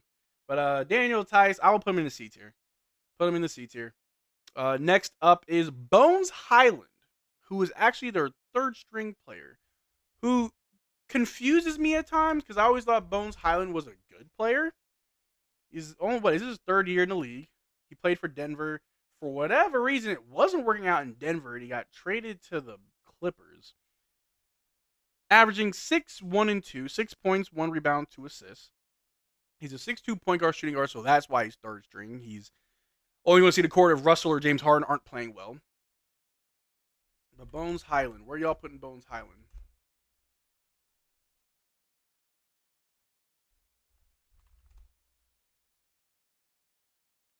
C tier, yeah. Daniel's a D. Roberto's saying better than PJ. He's gotta be. Yeah, I'm not putting Daniel Tice up like near PJ. He's at least better than PJ. But yeah, Bones Highland, where y'all putting him, man? Because I think he's another C tier player. He's their third string point guard. See, TGK saying Tice could be C minus. Yeah, I can see that. You know, we can also adjust these to like who in this tier is higher up. I'll put Daniel Tice ahead of Amir Coffey. Zubac, I'd probably put him above Terrence. Man, I probably would. But Bones, where are you putting Bones? I think he's here. I think he's right there in the middle of C. He'll be A tier, but now he is C tier. Roberto, who you talking about? Tillin said C tier. Okay, Bones, tough one, but I'd say C. Yeah, I think C is probably appropriate where we put him. I think so. Otto Ryan said, "Are you grading the Mavs too?" Oh yeah, don't worry. After this, we go into the Mavs, and everybody's an S tier, baby. But I'm gonna make this. I'm gonna save it. We're gonna do the Mavericks as well. And I'm gonna save that too, and then I'm gonna post that. Hey, this is what we think. Is this, I think it's something fun to do. But whatever Dwight Powell rating was, put Tice above that. Well, TGK, we just started the tier list with the Clippers first, and then we're going to do the Mavericks. Don't you worry. I think the Mavericks are going to be fun. But yeah, C tier, I think Bones is a C tier, yeah. Bones has mad potential. He really does.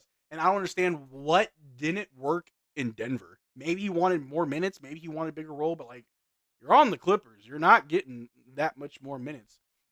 No, Roberto, that hot take, I'm right there with you. I mean, he's still young. But he plays a point guard, shooting guard position. He's 23 years old. He's been in the league for about 2-3 years now. Yeah, no, he's got potential. He was averaging like double-digit points in Denver before he got traded. Let me see here. Yeah, in his rookie year, he's averaging 10 points. Next year, 11 points. He got traded to the Clippers and 10 points. This year, 6 points. So it's like, you're in a smaller role, bro. I don't know what it was in Denver. Don't know. But okay, we'll put Bones in the C tier. The next player is going to be Brandon Boston Jr. Who knows about Brandon Boston Jr.? Is this a rookie? Like, who is this guy? All right, he was drafted in 2022. He's a 6'7" small forward shooting guard. He averages 5 points, 1 rebound, and like half an assist. Third year in the league. Okay. His numbers have gone down because they've gotten James Harden, Russell Westbrook. Defensive win shares. Let's look at that. Where's advanced? What do they say about your defense? For his defense box plus minus, minus 2.7. And for his defensive win shares, a 0.3. So he's not even a good defender. I know where I'm putting Brandon Boston Jr.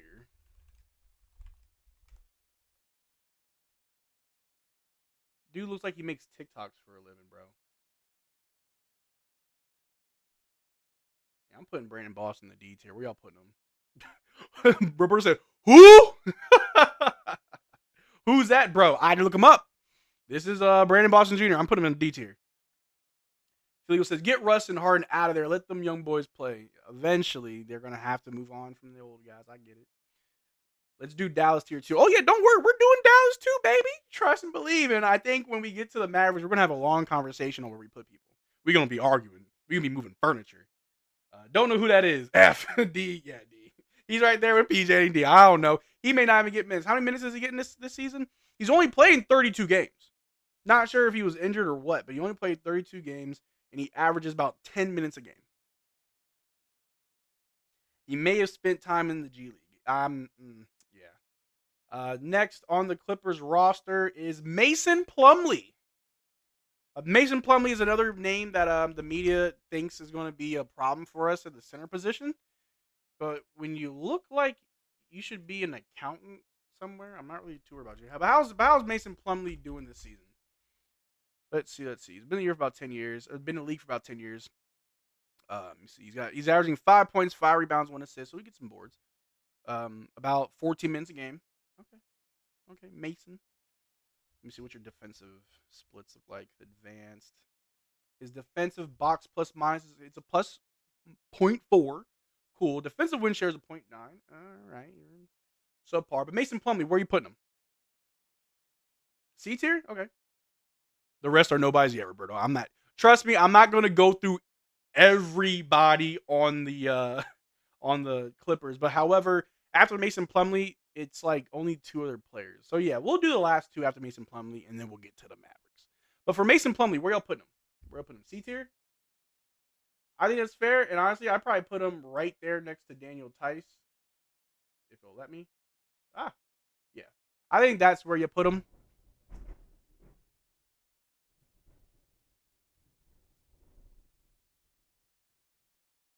I don't know if y'all could hear that. I don't know if my mic picked that up.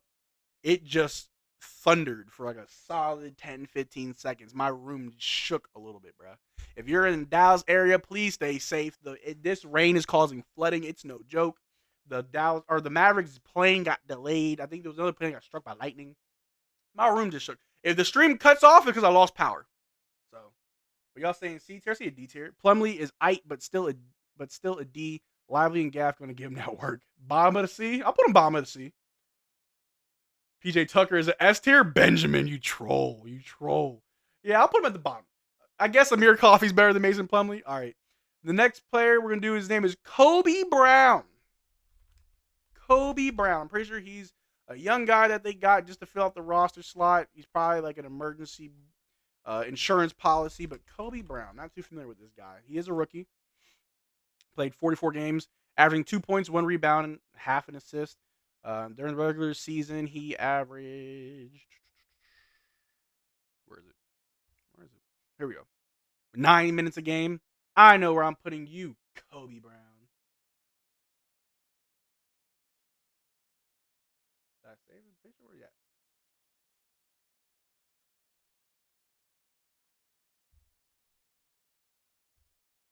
Kobe Brown. Because he's probably not going to see the floor. He's probably not going to even play that much. Yeah, you're going D tier. Go here, which man? Brandon Boston Jr. D tier. Not much to say about him. Not worried about him. But the last player we're going to talk about on the Clippers is Kai Jones, who they actually just picked up before. I think maybe it was this week actually who they picked up. Kai Jones. If you don't know Kai Jones, he was on the Charlotte Hornets. He has a weird episode where he was online saying and doing a lot of weird things. And the Hornets dropped him. However, for a lot of people that are fans of Kai Jones, they know that he has a lot of potential. He's a very talented player, just a little bit problematic. He did have to go, have therapy. He's a center. I didn't know he played the center position. He's 6'11", averaged 2 points, 2 rebounds. Played 2 years in Charlotte before they let him go. His stats in Charlotte aren't really that impressive, but apparently people that watch Kai Jones think highly of him. But where are y'all putting Kai Jones? Where are you putting Kai Jones? Freak saying, this storm is crazy. Lost electricity, Sally. Yeah, dude, no. This has been storming all day here, bro. Like, I woke up at 5 a.m. to lightning. It's crazy. Man. Dwight Powell will be D, so Plumlee has to be C. Oh, TGK, you crazy. Let me see. Yeah, Brown's D. But Kai Jones. Last one. Kai Jones, we're putting him. Just because his name is Kobe, he's an S tier. That's fair. See, I think there might be hail out near team. Oh, I hope not. TJK said, I'm driving in this storm right now, man. Yo, TJK, be careful, dog. Why are you driving, bro? Did you go to an event or something? Like, why are you out right now? Did you have to go to work? I would have called out, bro. You got to pick me up. Kai Jones is an A, my Bahamian brethren. B, dunk on Wemby. See, look, like, we can look at his stats. We can look at what he's done, but, like, Kai Jones might be a problem for us. I'll put, Obama C. I agree. I don't think he's a D tier. I think he's someone who will see play. Probably in very weird lineups. If in games 1 or 2, if somehow Kai Jones is seen as someone who's actually being a problem for Daniel Gafford, Dereck Lively, he will get more minutes. And he may be that irritant to our big men, which we could be worried about. But bottom to C, I think that's correct. So, here's our final tier list for the Los Angeles Clippers ahead of our game tomorrow against the Dallas Mavericks. Do you all agree? Should I move anybody? Before we go to the Mavericks, anybody that you think needs to be moved up or down, tell me. Al Capone said, I am scared. Don't worry, Al Capone. I'm kind of scared too. Actually, give me a second. I got to get my dog. Hold on. Taco! Come on, baby. Taco! Come on. I know you're scared during thunderstorms. Should have had you in my room. I'm sorry, baby. Come here. Come here, baby. He's a good boy. Oh, no, you want to go to bed? You go to bed. Go to bed. That's fine. Tygo doesn't do well in storms either. Neither do I. Kai is athletic just as lively, though, for a yeah. So, good list. Good list. All right, I'm going to save this list. And I'll probably post it to the page after the stream. So people like, yo, this is what we think. So, we going to clear this list. Reset. It's time for the Mavericks, baby. This is what y'all really want to talk about. I had to have y'all deal with the crappy Clippers before we get to the marvelous Mavericks. All right. Let's see. I keep seeing reports. All right, so increasing doubt about Kawhi Leonard's availability for start of Clippers playoffs versus Mavericks on Sunday. That was from Woj 3 hours ago. I'm just saying, man. I've been making videos on it. Everybody's like, "Oh no, he's going to play." Are you sure? Because they could just say he will play. But here we go. Here we go. You already know the first player is Luka Doncic. It's crazy. On ESPN right now, they have literally everybody day to day. They still have Dereck Lively is out. It's not up to date. But Luka Doncic, where are we putting Luka on this? Obviously, we know where we're putting Luka. I'm just trolling y'all. Would want Powell as a C, but I'm not complaining. No, we're good. Okay, wait, sorry. Can we put Kawhi Leonard in C just to feel better? But immediately make a Tim Hardaway list. He needs his own category. Hold on, I think I can make another. Can I make another one? I think I can add to it. Oh no, I don't think I can. I don't think I can add another tier. That'd be funny though. That'd be funny.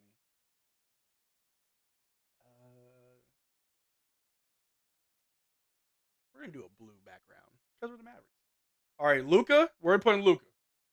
Where does he go?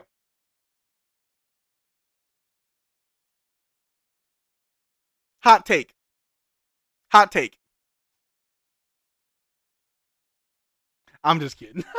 I'm just kidding. Obviously, the man's an S tier. S tier. He's in the league all on his own. He's an MVP in my eyes. Y'all see it. Y'all believe it.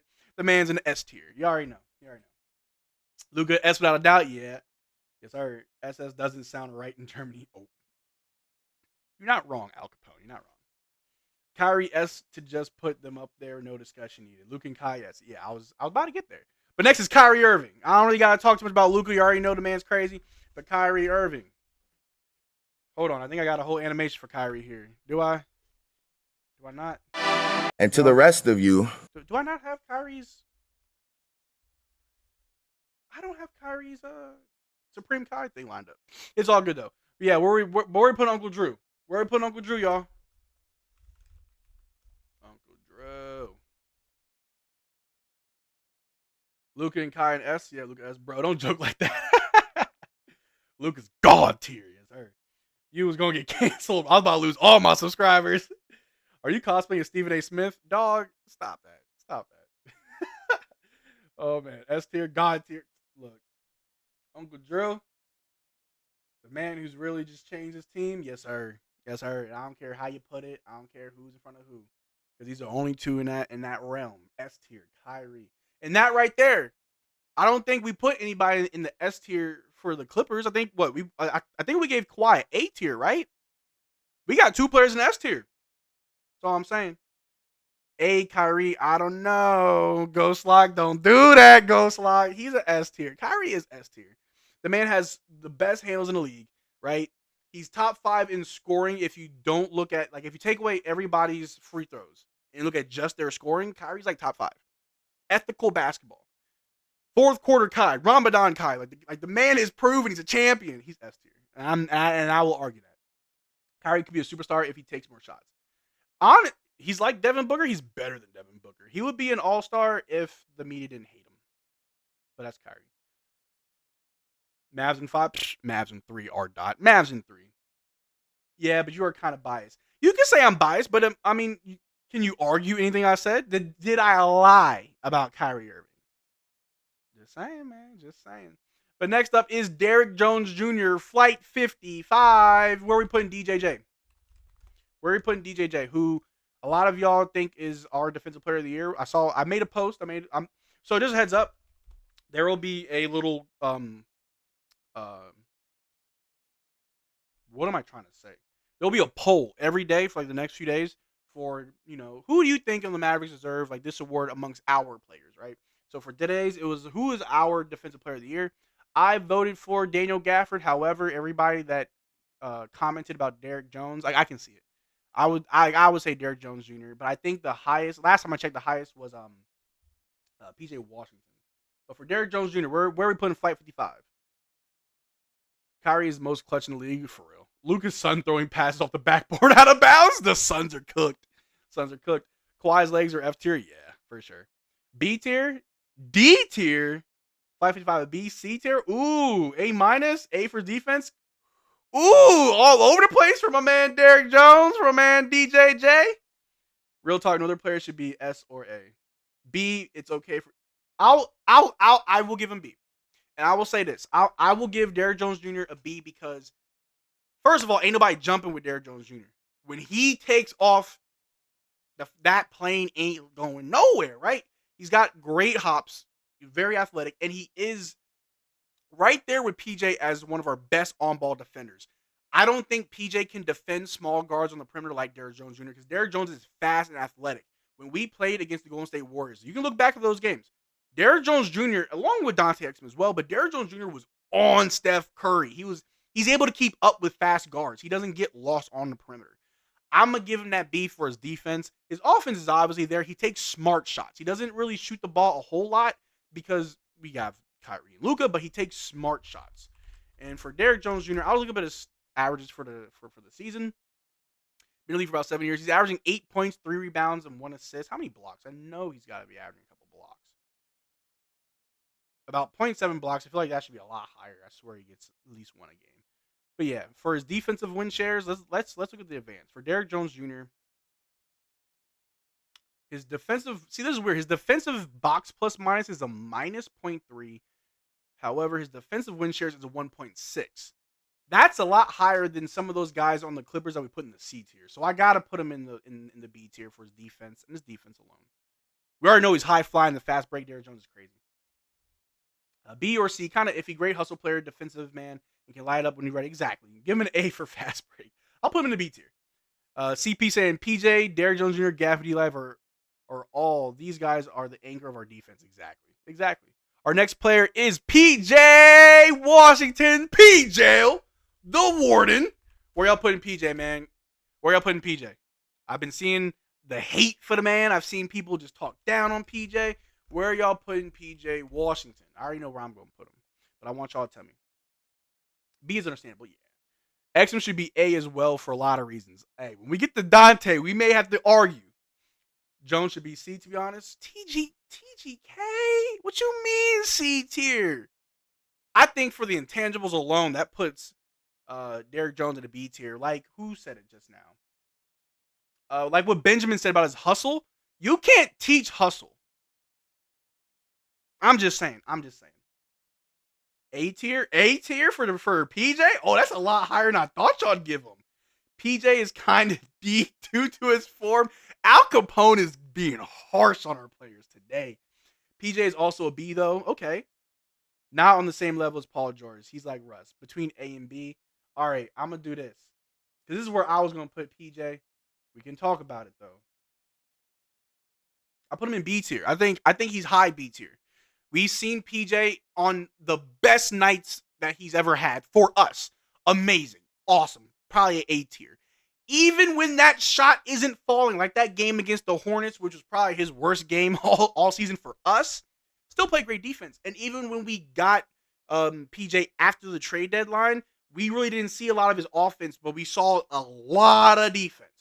That alone, I'm putting him in the top of the B tier. I got to. Y'all can argue with your mama. You ain't going to argue with me. But seriously, I think that's where we put him. A tier, I think that's being very generous. I'd probably put him at the bottom of the A, top of the B. PG's offense is very inconsistent. Yeah. And hopefully he finds that in the playoffs. Thank God we got rid of Grant. Hot take. The defense is amazing. PJ, B for sure. Yeah. PJ Washington, B plus. Yeah. D, yeah. All right. I'm glad that we can agree on that. Yeah. For sure. All right. Next up, Daniel Gafford, the landlord. All right. Sound off in the chat. Where are we putting the landlord? All right. I feel like this is gonna cause some strife. There are two different pictures of Daniel Gafford. One where he has his undershirt and one where he doesn't. In one of them, he looks bigger than the other. I'm gonna use this one. He looks a little skinny in this one. Big gaff, bro. I ain't gonna lie to you. Sometimes I sit here and think of how we have Daniel Gafford and Dereck Lively, and I get a little emotional because, like, man, I know that PJ and Daniel Gafford aren't going nowhere. Like, they're not leaving this team unless we don't want them here, right? Daniel Gafford mentioned how he's close to home. PJ's from the area. Like, come on. But A for Gaff, I was about to say, yeah, I'm putting Gafford A tier. And I'll argue that. Harden, F for fat. Y'all crazy. Bro, offensive PJ is kind of 0 to 5 every game. But his defense makes up for it. I think James Harden can put up 28 points if he's hot and he's hitting it, yeah. A, Gafford, A minus, A for Gaff, A, yeah, B, S, yeah. Get the A's in the chat. Come on now. Look. We can look at Daniel Gafford's box score. We can look or his stats. We'll look at it right now. I'm so glad that y'all was feeling me. I was about to it's about to be me versus about 40 people in the chat. If y'all don't think Daniel Gafford's in the A tier. The man's shooting 74% from the floor. Look, I'll actually look it up right now. Hold on. All these damn ads. Field goal percentage. Where's that? He's shooting 78% from the floor. First of all, averaging about almost 2 blocks a game, 11 points. Where's the rebounds at? He's averaging about 6 rebounds with 2 of them being offensive boards. Come on now. He doesn't take. He's 21 minutes a game. He doesn't take away from Kyrie or Luka. He's like a Swiss Army knife. Not even a Swiss Army knife. He's an extension of Kyrie and Luka's defense. I'm sorry. He's an extension of Kyrie and Luka's offense. For real. They see the man, they feed him, and he scores. Got to give that man an A tier. Got to give him an A tier. He has very few off nights, yeah. And the only time we really saw Gafford have an off night was when we didn't have Dereck Lively, or if he got in foul trouble, which hardly ever happened. I think he had like one bad game down the stretch, and it's like you're good. You're pulling double shifts. You're fine. B for Gaff is not on the level as Kawhi and A. Ooh, Benjamin. Benjamin's being honest, and I ain't mad at that. B plus for Gafford. That's fair too. Let me see. A minus for Gafford and Jerome Lively too. Okay. I'm gonna say A for Gaff. Yeah. How come superstars don't want to play with Luka? It's not that they don't want to play with Luka. How many superstars will take less money to play with someone else? Do you see that? Right? Like, let's look at real quick. I'm gonna pause this and I'm gonna address that comment. When Kevin Durant went to the Warriors, I don't think he took that drastic of a pay cut. If there was a pay cut at all, I gotta look it up. But he was also playing next to Steph and Clay, who he knew this is y'all's team. They're always going to be here for you. I'm just an extension, right? Eventually, that ran its course and he left. But when have we seen a superstar, all-star caliber player take significantly less money to play second or third fiddle to another team's all-star? We saw LeBron James go to the Heat. With the thought process is you're going to be playing next to Dwayne Wade. When in reality, after like the second, third year, no, it's LeBron's team. You don't see players do that. In a league today, you're not going to see that. Plus, we don't have the money for a superstar, right? You're going to take a lot less money, and you are not going to be ahead of Luka or Kyrie. So, there's that. Defense saying he's the best field goal percentage in the league. Let's be real. He has to be A tier. Yeah, Gaff be low A tier. I'm fine. No matter where at A tier, that's where Gaff's going. It's so dependable down low. Easy. If I say Gaff below A, that means Lively low A too. Hey, we're going to get there. All right. So that's what we got with Gaff. Next up is Dante Exum. I feel like this one might be controversial. I feel like y'all may be back and forth on where you put Dante.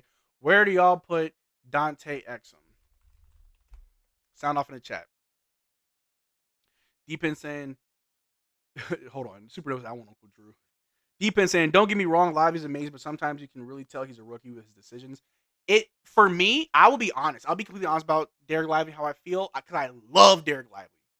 I sometimes get upset with Dereck Lively because from what I've seen all season, I forget that he's a rookie, right? He'll make mistakes. I'm like, Dereck, what are you doing? I'm like, hold on. He's a rookie. He's had so many moments and stretches of games this season where Dereck Lively doesn't look like a rookie. And when he makes rookie mistakes, I like get upset. I got to slow it down. But all right, for Dante X and B, C+, B, 2K predicted him. Ooh, solid B. B+ for Dante, B or C? I'm seeing a lot of B's. I'll put him in B. I was going to put him in C. But I think he's... All right, but if he's in B tier, is he ahead of or behind Derrick Jones Jr.? Do we put him right there? Because he's had some crazy highlight moments. He's had some buzzer beaters and game winners. Big time shots. He's like Robert Horry. Big shot Rob. He's our big shot Rob. Devin said 2K predicted him in 2016. Who did 2K predict? But X and B, we can put him there. I'm fine with that. Benjamin saying only reason he would get a B range because he is clutch. But other than that, he's just a solid role player. Can hit the three, can drive and attract a little defense. I'm going to say, behind? Y'all saying behind? Hey, this is how y'all feel? I'll say this, though, Benjamin. Compared to the Clippers B tier, right? These guys may not stack up. But you have to understand that sometimes a player can be put at a high tier because they're very good at what they do. And I'm going to pull up his stats. I'm going to pull up Dante some stats because, honestly, Dante should be the comeback player of the year. He was playing in Europe before this, right? For like 2 years. Teams passed up on him. But for the season, he's averaging 7 points, 2 rebounds, 2 assists. But what are his shooting splits? From the floor, he is shooting 53% from the floor, which is very impressive. And from three, he's shooting 49%. It's only on about 2 attempts a game. I get it.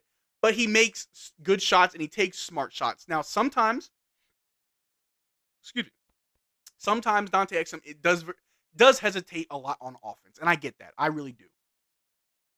But for what he does in the role that he plays with, because very rarely do you see Dante play outside of himself. He plays very much within his role. I'll give him low B. Low B, I think is fine. XMC, but he has been so amazing with the 3-point clutch shots. It raised him to B. Yeah, low B though. I give him low B. That's a good place for XM. Yeah, 2K predict Dante. Oh, I didn't even know that. Surprisingly, either behind or C. Yeah, Derrick Jones Jr. did more for Dallas. Hey, sound off. Speak up for your man. Flight 55, bruh. And I hope he comes back, bro. I hope so. But all right. Next up now, I need y'all to be honest with yourselves with this next one. All right. Tim Hardaway Jr. Where are we putting Timmy for this year? We can't look at just now, really quick, before y'all sound off, you can't just look at him as far as like the last like 20 games. For the entirety of the season, because he did look good in the first half. For the entirety of the season, where do you put Tim Hardaway? Let's be honest with ourselves. Where do you put him? Sound off in the chat. Dante just needs to get his confidence up. Yeah. With his confidence up, he'd probably do a lot better. Honestly, I think Dante may have a much better season next season. After a full season back in the league with a team that he's feeling comfortable with, next season he may step up in a big way. I'm seeing some D's for Tim Hardaway, and unfortunately, I can't put him there. Sometimes A, sometimes D. It does depend, but I'm talking about for the full season. Full season. Talk to me. Tim B+ before All-Star break, D-. It was a wild transition for us, right? And if anything, if you really think about it, with those trades, we got rid of certain players that really should have opened up for Tim Hardaway to be a crazy 6-man, right? We got rid of Seth Curry, Grant Williams. We sent someone to the Wizards. Who did we trade for Daniel Gafford? We traded, oh my God, I'm drawing a blank. Someone help me in the chat. Rashawn Holmes. So, like, we kind of got rid of some players that really should have opened up for Tim Hardaway to be more of a 6-man, and kind of disappointed. Conflict, B or C, yeah. TJ performs in playoffs. Oh, I hope so. John, I hope so. I hope we get playoff Timmy. Now, when we made the Western Conference Finals, we didn't have Tim. However, Tim Hardaway does play pretty well. B tier, Tim will step up in playoffs. Look, I'm gonna say right now, I love what I'm seeing from you guys. I like how you guys are being honest and being forthcoming of Tim Hardaway. I was worried y'all would just spam D.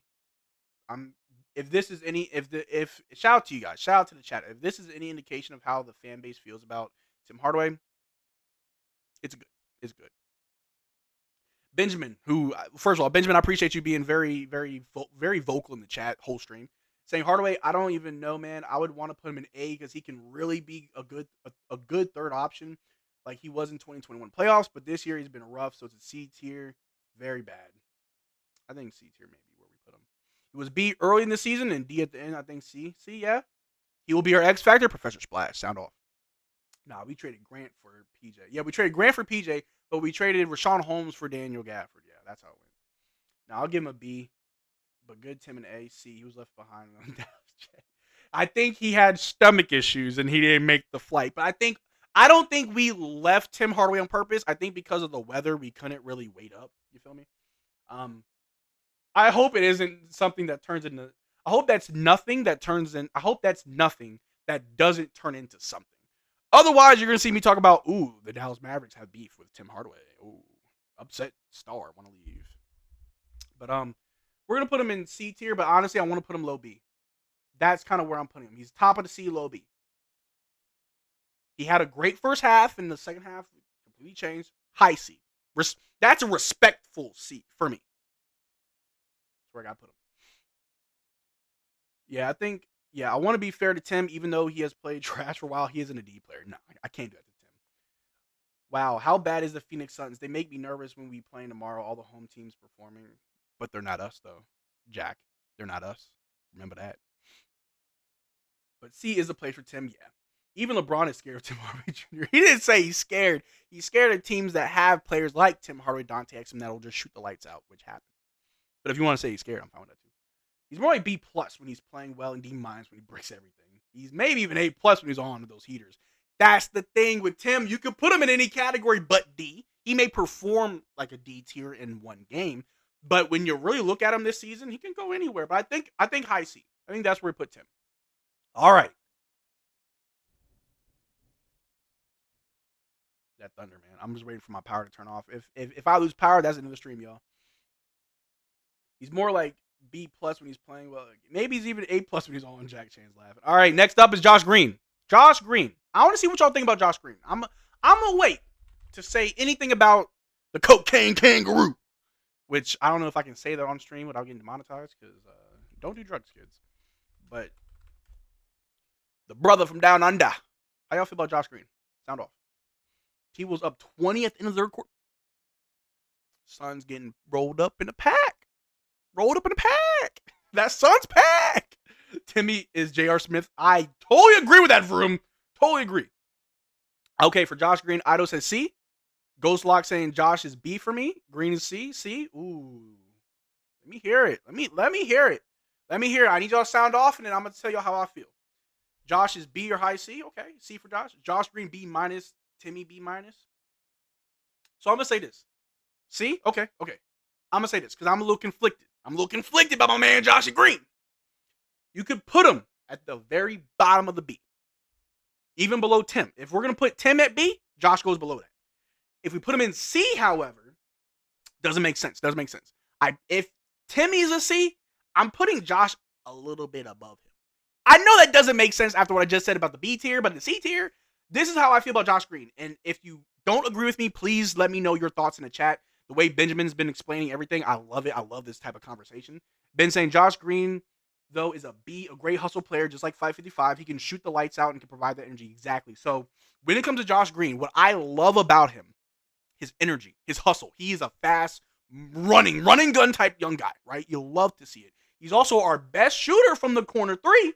Let's not forget that, right? However, defense isn't always there. Whenever there's a screen, they will always lose Josh Green on a screen, something he needs to learn. He's still young. So when we put him next to Tim, it's like, well, Josh is what, on his second year? Tim's been here for a minute. I think I got to put him above Tim. Because both of them can be low B, both of them high C. I like Josh. I like the hustle. One thing that I've always noticed too, Josh is always exactly where you need to be when there's a loose ball. Have y'all noticed that? Let me know if y'all notice that. Whenever there's a loose ball, Josh Green's on it. When a rebound, if a missed shot isn't just a normal rebound, when it clinks and it flies out, Josh Green's there for it. Josh Green is always in the right position for these loose balls. I gotta look up his stats on how well he is at recovering loose balls. Let me see. Can I find that? Josh Green recovering loose balls. That's gotta be a stat, right? Player hustle. Okay, let's see his player hustle stats. Is Josh Green here? I want to just look up Josh Green. I don't care about all these other players. Anyway, I'll look that up on my own. But Josh Green, yeah, that's where I got to put him. I love Josh. I really hope that he takes that leap next year. As the guys get older, as like Maxey and Dwight Powell and Tim get older, we're looking at Josh Green, Jane Hardy, and Omax to be like the next three to kind of like, boop, take their spot, right? Josh have never got me out my seat this season. Definitely think he's a C tier. Defensively, he's lacking defense. Yeah, I got to improve on that. High key, TJ got to be D that way. Green got to be C. Now, TGK, we're not talking about just recently. For the full season, I think what he did in the first half keeps him out that D tier. I can't do that to Tim.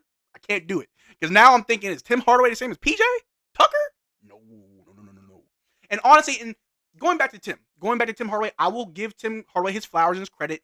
He's kind of been changing the way he played like down the stretch, the last few games of the season. He went from just always shooting the ball when he catches it to like he makes extra passes. He does. He makes extra passes. He's not that great of a defender, but I've seen him try harder on defense.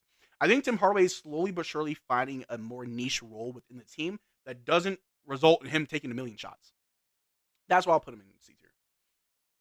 Let me see. Yeah, that's why he's a good hustle player. In my opinion, he's a great defender. I like Josh. I think he'll come a long way. But all right, next player, Dereck Lively. Where we putting D-Live, fam? Where we putting Dereck Lively, chat? I love this kid. This dude's awesome. He's got aura. Dereck Lively got aura. Sound off in the chat. Where are we putting D-Live? D-Live. Good point, but is TJ going to get more minutes than Green in the series? I would say yes. Hot take. I think Tim would get more minutes than Josh if Tim's like fine. Like if whatever illness Tim has is like lingers, we'll probably see more Josh. But if both of them are fully healthy, I'd say we probably see more Tim than Josh. Not gonna lie. Josh is still coming back from his injury. I don't think that's really gonna be a problem, but who knows?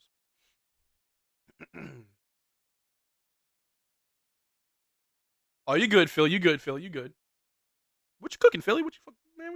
D-Star said, "A, okay." Tim has had some amazing passes recently, mixing those bad plays. Yeah, D-Pen. Tim Hardaway's a mixed bag. You never know what you're gonna get. Let me see. Lively a B plus, Lively B after Exum. Really? You put him that low? Hold on. Okay. A and he's a rookie. Okay, get the B's in the chat. Okay, A minus for Lively or top of B. Benjamin saying, like I said, if we put in Gafford in A, we put in Lively in A. B plus, Lively A B. All right, so I'm a little bit conflicted. I ain't gonna lie to you. I want to put him right up there with Gafford because I made a video yesterday. Oh no, I dropped it today. I made the video this morning about Dereck Lively where he is literally like two sides of the same coin with Daniel Gafford. They're both the same players, right? However, that's their production on the floor. But if you look at their stats, Daniel Gafford is the better big man. He's been in the league more, right? Dereck Lively is a rookie. Dereck is still shooting 50% from the free throw line, which will keep him out of close games in the playoffs. We're gonna close with Daniel Gafford. We're not closing with Dereck Lively. If they start hack-a-shacking, get out of there, right? However, he is still a rookie. He still gets in foul trouble. The free throw shooting, like I said, I gotta put him like right there. I gotta do it. He's like top of the B, not at the very top. Do I have him in a good spot, chat? Tell me right now. D Live B between PJ. Yes, CP. That's exactly where I put him. Right there in the middle between. Yeah, I think that's where we put him. D Live top of B or A. Steak, potatoes, corn to cob, my brother, little Sal, a little something. All right, Philly. Ooh. All I had today was breakfast, man. I don't know what I'm gonna eat for dinner, but that sounds good. Lively availability makes him a B.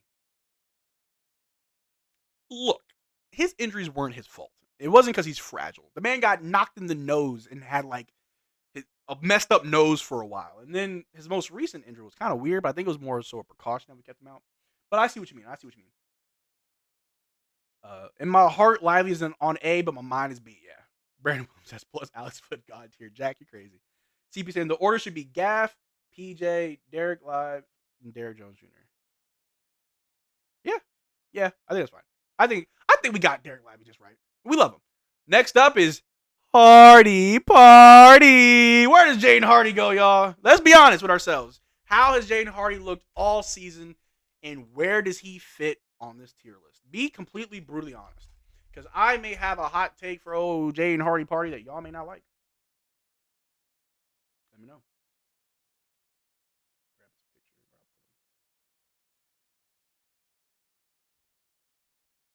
put him. Now cue up the next one too. Who's after that? Should be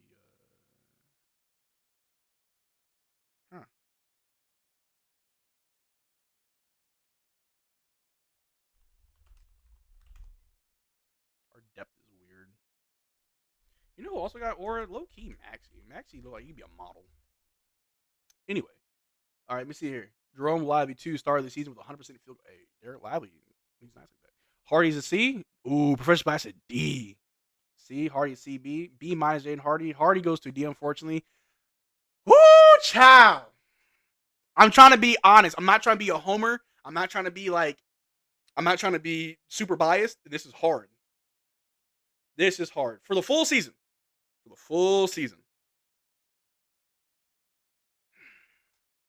I don't want to do it, but I don't want to do it. Okay, hear me out. I could be wrong. We can argue this. Jaden Hardy, in my opinion, might get traded this offseason. I truly believe that. He's a young guy a team that needs young players, he could probably play very well for. His basketball IQ isn't always there. Now, his scoring is good, right? He'll play 10 minutes and get you 10 points. Like, that's who Jaden Hardy is. He still makes a lot of mistakes. His basketball IQ isn't always there. Whenever he's on the court, I don't really see a lot of playmaking, ball handling. I see a lot of just, give me the ball, let me score. And if that's who you're going to be, that's fine. I need to see better percentages. It's tough. But I don't know. I'm not putting him in D because I hate him and he's trash. I just think that for who I want Jaden Hardy to be, he has not been that for me. Now, obviously, if he gets more minutes and plays more, we could see that. You know, Jason Kidd hasn't played a lot of Jaden Hardy, and I doubt Jaden Hardy will play in the playoffs. I feel bad putting him in D. I kind of don't want to do it, but I'm trying to be honest. But how y'all feel? How y'all feel? Hardy C after Josh Green. If THJ and Green is a C, it's hard to argue Hardy being a C is a D. He might go get Clippers role players when we beat them. They're going to disband and take it. Man, I'm gonna leave Jaden Hardy in D tier. I don't like it, and it's not because I hate him or no malice. I just think that's how he's been. He needs a good mentor. Yeah. All right. Yeah. I think Hardy has high potential. I think Hardy has a lot of potential. Hasn't hit it yet. Tillin said he should be C. I'd give him a C if Jason Kidd played more and we saw more, right? Because if you're on the deep bench and you hardly get minutes, how do you develop? Right? You don't develop from the bench. I've always said that the best way to develop is to let young players go out there and make mistakes and learn from those mistakes. So it's not his fault. There's two mentors there, Kyrie and Luka, and he can't be either one. It's tough. I'm going to leave him in. Cameron Hadley saying, I think Hardy should be D. Yeah. There's even Sham God there who trained numerous of good guards. Yeah, I always forget we got Sham God on our coaching staff. But yeah, we're going to leave him at D and move on.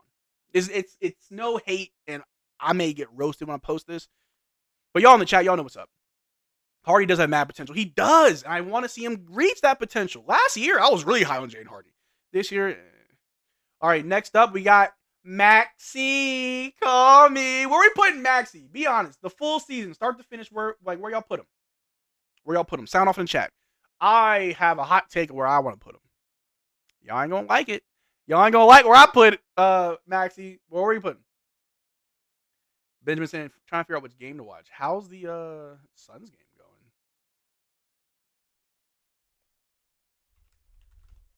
Because I'm definitely going to be watching the Lakers tonight just to watch the Nuggets stomp them out. I think the Sixers and Knicks are going to be a good game. 96-77, 9 minutes left in the fourth quarter. Suns getting that butt whooped. KD has 28 points. Booker has 13. Bradley Beal has 15. Timberwolves, Rudy Gobert has 12 points, 15 rebounds. Anthony Edwards has 28. Karl-Anthony Towns with 19. Nickeil Alexander-Walker with 15 off the bench. That'll do it. Nickeil Alexander-Walker has more points than the entire Suns bench. The Suns also aren't going that deep in their bench. So, let's see what y'all saying about Maxey. I see a C. Okay, Gozo said, yeah, I'm still giving Divas future bright. Yeah. All right, D-Star says C, B, C, Maxey B, high C, B minus, Maxey B after Lively. Maxey's a C normally, and it could be a B behind Exum. Got to give Maxey B. Did good lately in those bad injuries. Maxey behind DJJ. TGK saying Maxey. This is tough. Since the trade, a B. Before trade, a D. So he's a C. It's tough. He had ups and downs. CP saying science talk. You can have a lot of potential energy, but it's useless unless it becomes kinetic. That's fair. You can have all the potential, but are you going to use it? Maxey's a B. Maxey. All right. This is how I feel about Maxey. Whoa.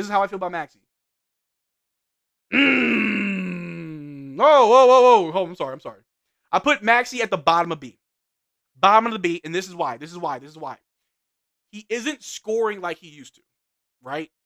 He's not. He's not hitting those threes like he used to. His scoring has dropped a whole lot. But I will say this. His defense has been great. I don't think Maxey has dropped defensively at all. I know a lot of people were upset whenever we would close games with Maxey Kleber, but like, watch Maxey. Don't watch the box score. Watch Maxey. I think that's the rule of thumb when it comes to some of these players, especially Maxey Kleber. Do not watch the box score. Watch Maxey. Watch the man. He plays great defense. A lot of help defense. He does very well at contesting shots. He alters a lot of shots. Doesn't get a lot of blocks, but he makes people shoot tough shots. And when we go small ball, it ain't the best, and I don't like it. But in a traditional lineup, his defense, it's a low B, a high C maybe. That's how I feel about Maxey. How y'all feel? Top of the C? He could go top of the C. But he's at the back of the bus. Let me see. Maxi. Tim Hardaway might be watching the stream. If he's waiting on his flight, Tim Hardaway, what's up? We got you in the C tier, baby. Let me see. Maxi could trust the floor. Could play defense and is pretty underrated at that as some good IQ. Yeah, that's how I'm feeling, man. Maxi last year was F. This year B-. He's healthy. I think Maxi was pretty good last year. I feel like he hit more threes last year. Yeah, you're right. Maxi has me. Marcel, but for the whole season, you're right. You're right. We did see a stretch where Maxi was kind of just a pylon. TGK, you're not wrong. He said he was barbecue chicken before Gafford and was injured half the season. Yeah, that toe, man. He had like that broken pinky toe. He was out for like 20 games. You know what? I'm changing it. For the whole season, top of the C. Top of the C. I'm putting top of the C. God love. Call me. I love him. You right. Suns down 25. Why all the away teams played so bad? Hope it's the playoffs, man. It's a different atmosphere, different world, but we gonna be all right. Cameron Halley saying he's a good defender, but kind of isn't a reliable shooter. Yeah, his shot's been kind of and he gets a lot of open looks too. I'm like, knock those down, Maxie. Reliable shooter, though. There's no reliable shooter on a team outside of Luka and Kyrie. Third choice was supposed to be TJ, but not anymore. Honestly, when it comes to reliable shooter, our third most reliable shooter, I'd say, is Dante Exum. Even then, it's like 50-50, right? But, yeah, I got to put Maxi there. All right, I don't think we have too many more after Maxi. Brandon Williams. Where y'all put Brandon Williams? Where you put Brandon Williams? He had like 20 points the other day off the bench. He took a lot of shots, though. Where y'all put Brandon Williams, man? Sound off in the chat. Now we get into like the deep bench guys.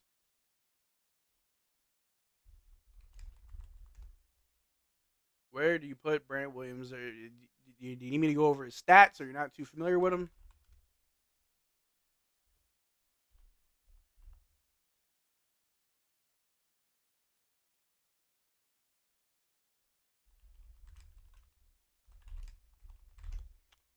Gotta spell this man Omax's entire name. All right, what's chat saying? Who? Oh man. D, our third reliable shooter is Gaff, but inside not from 3 yet. Brandon Williams S+. Alex Fudge God here. Long time no see, Marcel. Patty Cake, how you doing? We just doing a tier list with the guys, having a little fun stream before tomorrow's nerve-wracking matchup. Brandon Williams is Kyrie Jr. B+. Come on, bro. D. I saw Brandon Williams score 50 in G League. C. AJ Lawson B-. All right, Cameron Howdy saying PJ Washington been starting to pick up on shooting, but when he first got traded, he was missing a lot of shots. Yeah, I think PJ can step it up. All right, so I'm gonna put Brandon Williams low C, only because he's young, right? Like, let me look up his stats. How long has he been in the league? I don't care about that. NBA. So he's only been in the league for about a year. He's 24 years old, averages about 3 points and 1 assist. He was in Portland last year. Oh, no, I'm sorry. He was in Portland 2 years ago. I guess he was out of the league last year. We picked him up this year. I'm going to put him in the low of C tier just because he didn't really do anything to really warrant a D tier. Like, if you're only getting like 5 minutes a game, I can't give you a D tier, bro. I think Jaden Hardy had enough minutes to really warrant a D tier. Whereas, I feel like that's disrespectful. Are we ranking coaches too? We can rank all the coaches, yeah. I'm putting Brandon Williams D tier just because you're young and you don't really do much. I was trying to be nice, but to be honest, yeah, no, D tier. How can you put him in D when he's not getting enough chance? That's what I'm saying. It's like, I don't know. Off of what we've seen so far, I guess a C tier. Look, I'm putting him in C tier. Low C tier. I'm putting him back up. That's where he's going. Don't argue with me, argue with your mama. All right, next up. Oh, man. Y'all gonna kill this man. Y'all gonna kill him. Where is he? Dwight Powell. Where are we putting Dwight Powell? Sound off. Dwight Peasy. Where are we putting Dwight Powell? Where's he going? Where are we putting him?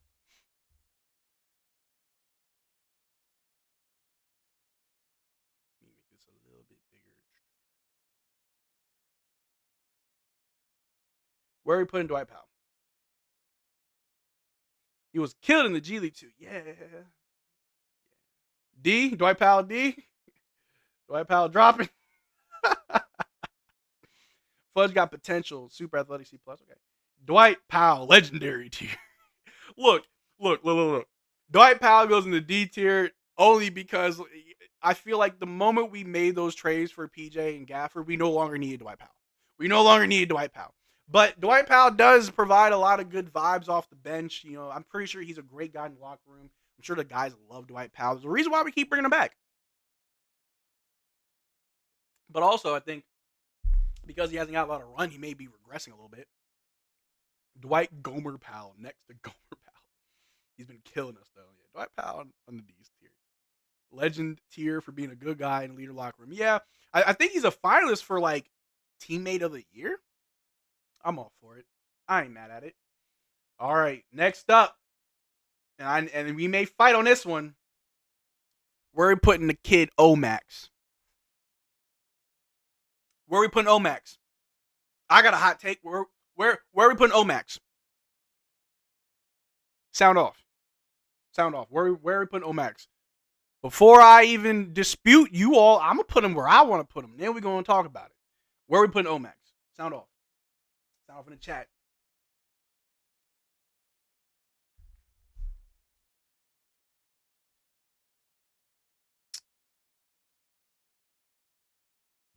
C tier? Ooh. Omax C+.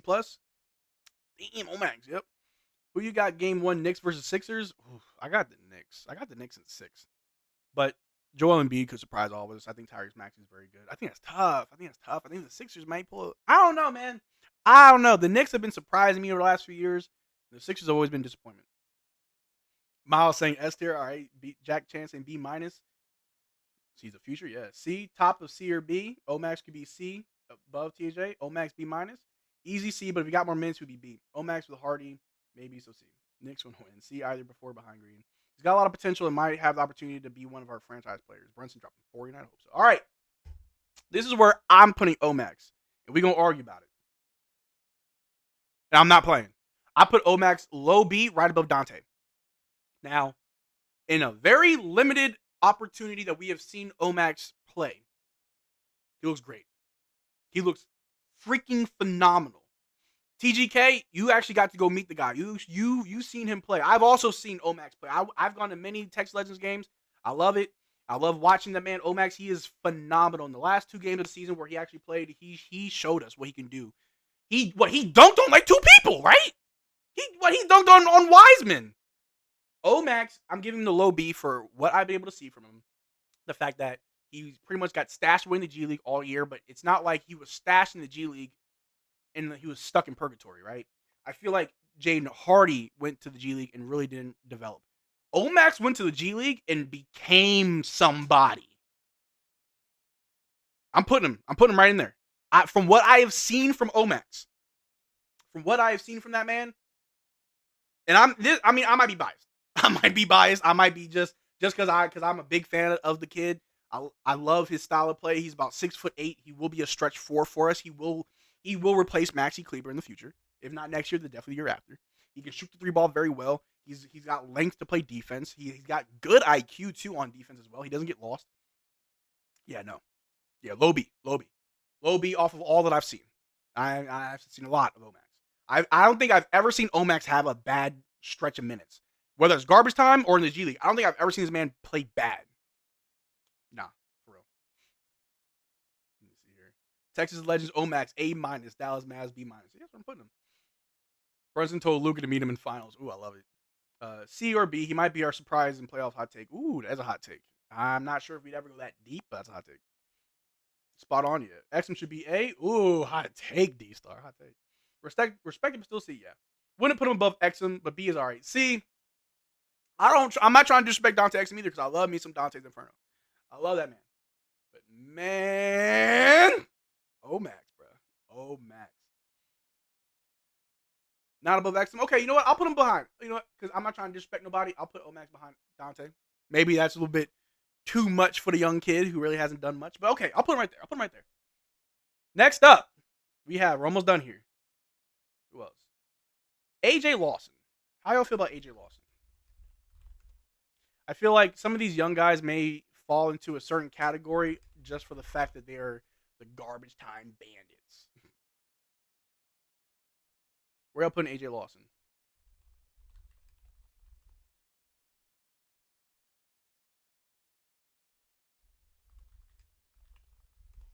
Sound off in the chat. How y'all feel about AJ? I don't really feel. I'm not. I don't have like a big opinion on AJ Lawson.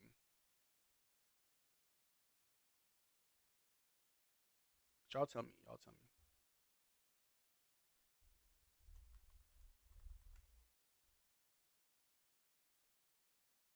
Not gonna lie, Omax is not better than Josh. Benjamin, I'll take. C, low C, I think Exum might be ahead of. Ooh, that's tough. Because Derrick Jones has had great defensive moments, and then Dante's had great offensive moments. It's tough. AJ Lawson C, but A- potential. Okay, C. Lawson on D for the meantime. That's what I'm saying. Like a lot of these young guys that don't get a lot of run, they're kind of like lost in purgatory, right? Dwight Legend, he's in the D tier. Exum above DJJ is correct. Should we?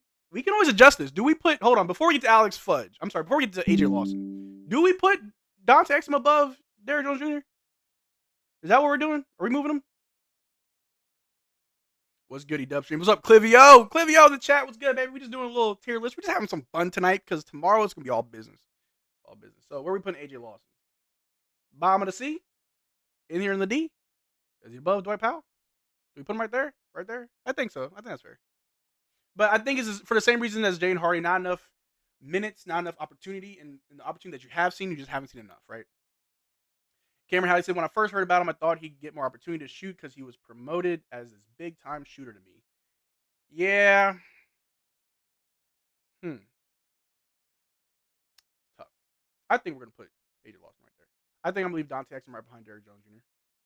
But in reality, they could be literally on the same level. Right there. All right, next up is Alex Fudge, another player, another young guy who I'm not too high on. I don't really have a strong opinion for. I haven't really seen too much. How y'all feel about the man, Alex Fudge? Room says Taysmore, A+, Dexter Dennis. Oh, Dexter Dennis, bro. That's a player who I really wish we could have kept. He was phenomenal in the G League, too. I was upset when we didn't keep him. Dexter Dennis is a baller. CP saying Dante is high because of his stabilizing presence. Because Dante's our third ball handler. Dante is who we play alongside Luka Kyrie. Yeah. You know what? For that, I gotta move you up.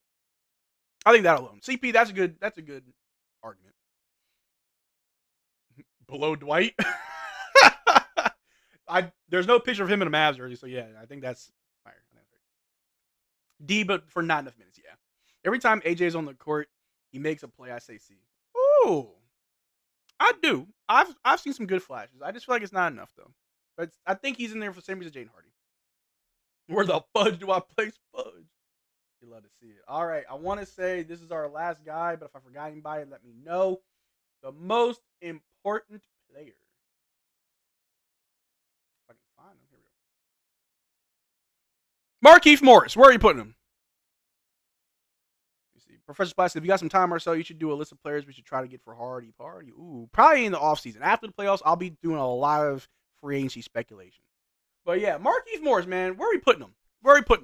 I got him in the A tier. Strictly for locker room presence, strictly for like leadership qualities. Like y'all remember when we were on that weird losing stretch? It was Markieff Morris who spoke up in the locker room, and Luka and Kyrie both said like we all listened to him. When Kyrie hit that game-winning hook shot over Nikola Jokic, Markieff Morris was the first person to embrace Kyrie. Markieff Morris may be the heart and soul of this team.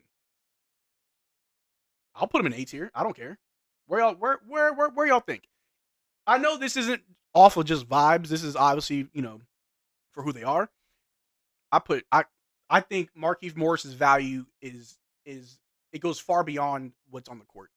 I think Markieff Morris has more value than what you see on the court. I think what he does off the court surpasses what he does on the court. Maybe hit a three, maybe defend, cool. But what he does on the court, off the court is great. Let me see. A, he's a good shooter. Okay. Bottom of the beat, Markieff is D. Respect for the locker room presence, but nothing else. But that's huge though. That's a big thing though. Like he is one of the leaders in the locker room. Obviously, it's Luka and Kyrie, but Markieff Morris is someone that even Kyrie and Luka listen to. That has to count for something, right?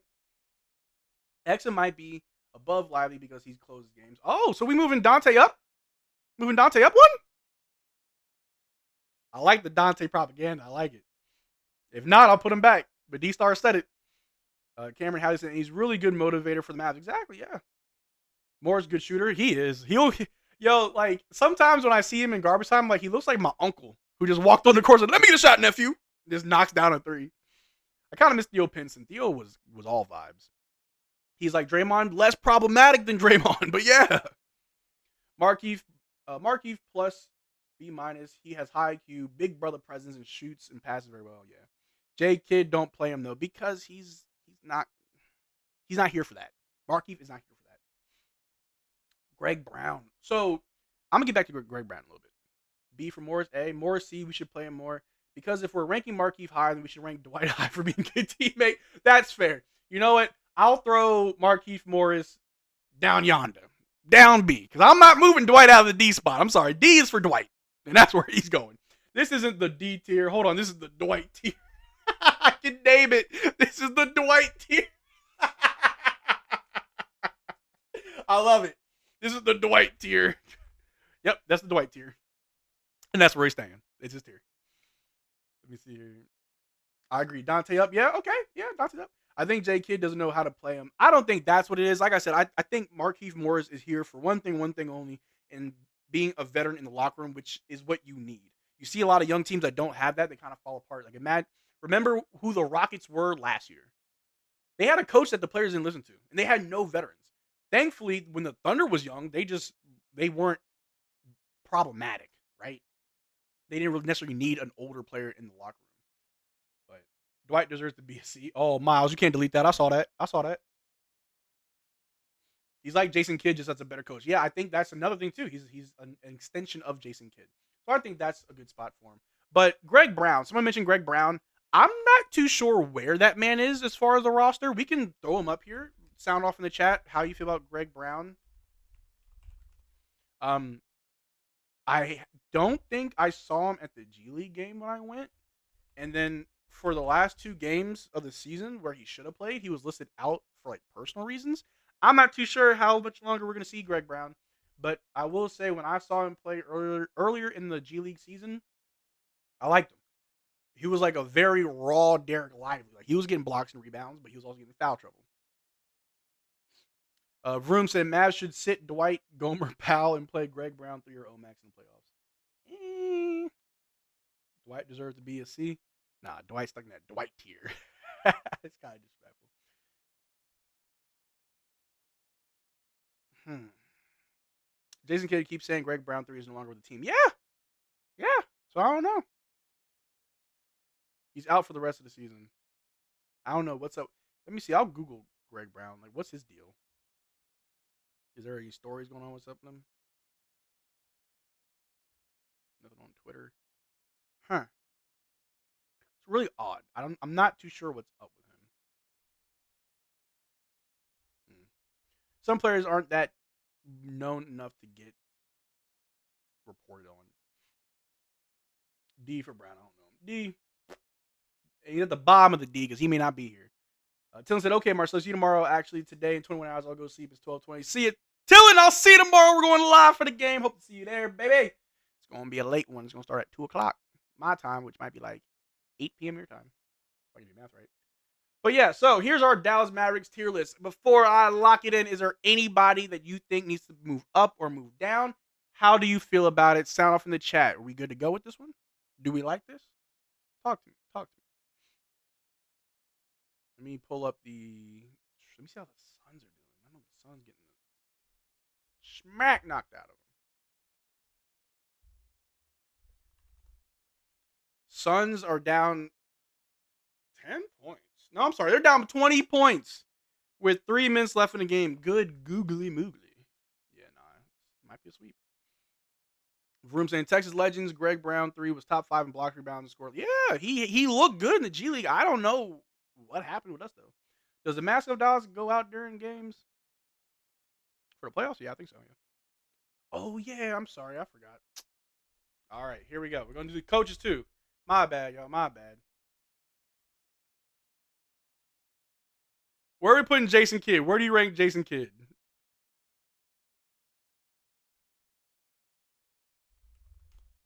Where are we putting J Kidd? J Kidd on the track.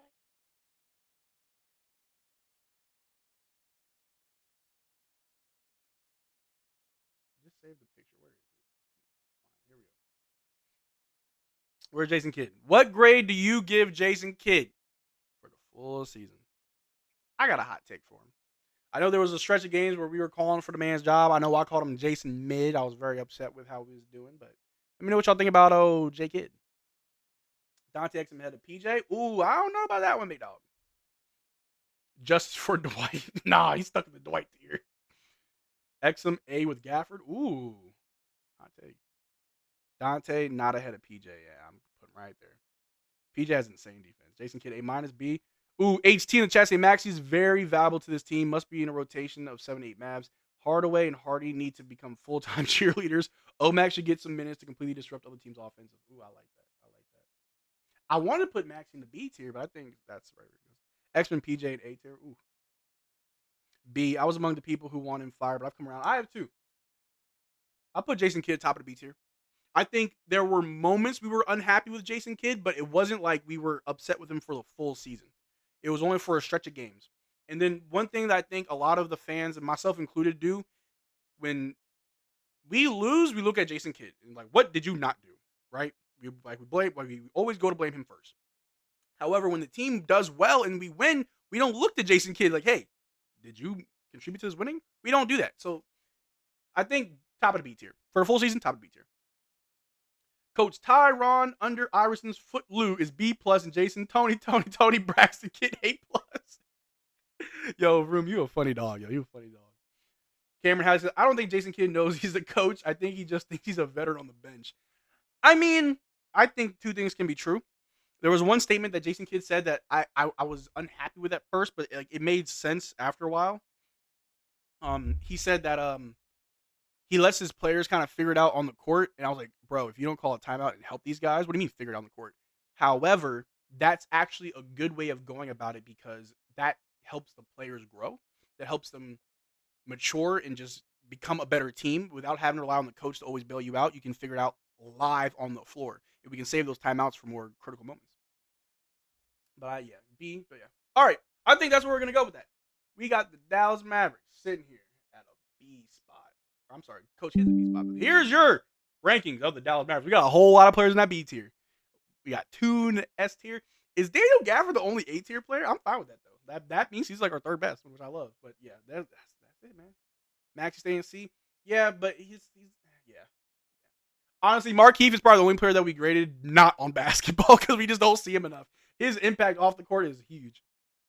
Used to think Kid was getting paid to stay courtside. Yeah, a lot of us think that. Yeah, man, that's how it goes. Hold on, I just got a message.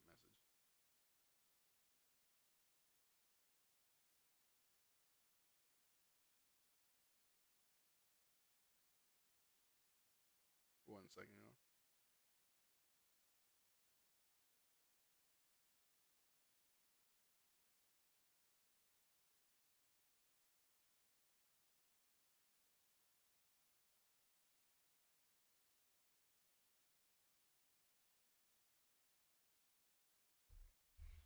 All right.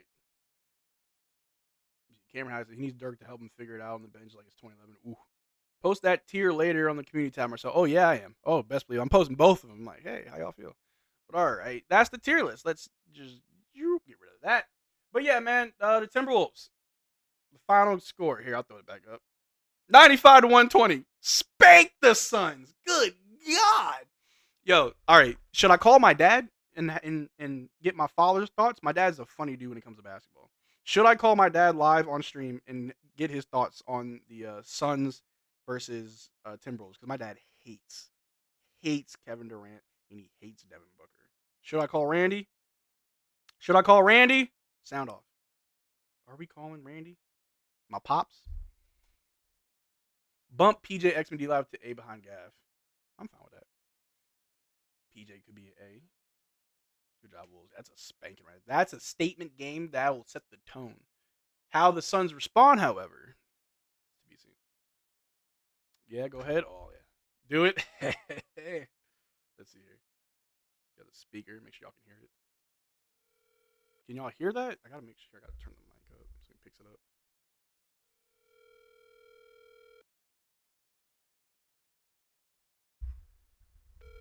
See if he can call us. See if he answers.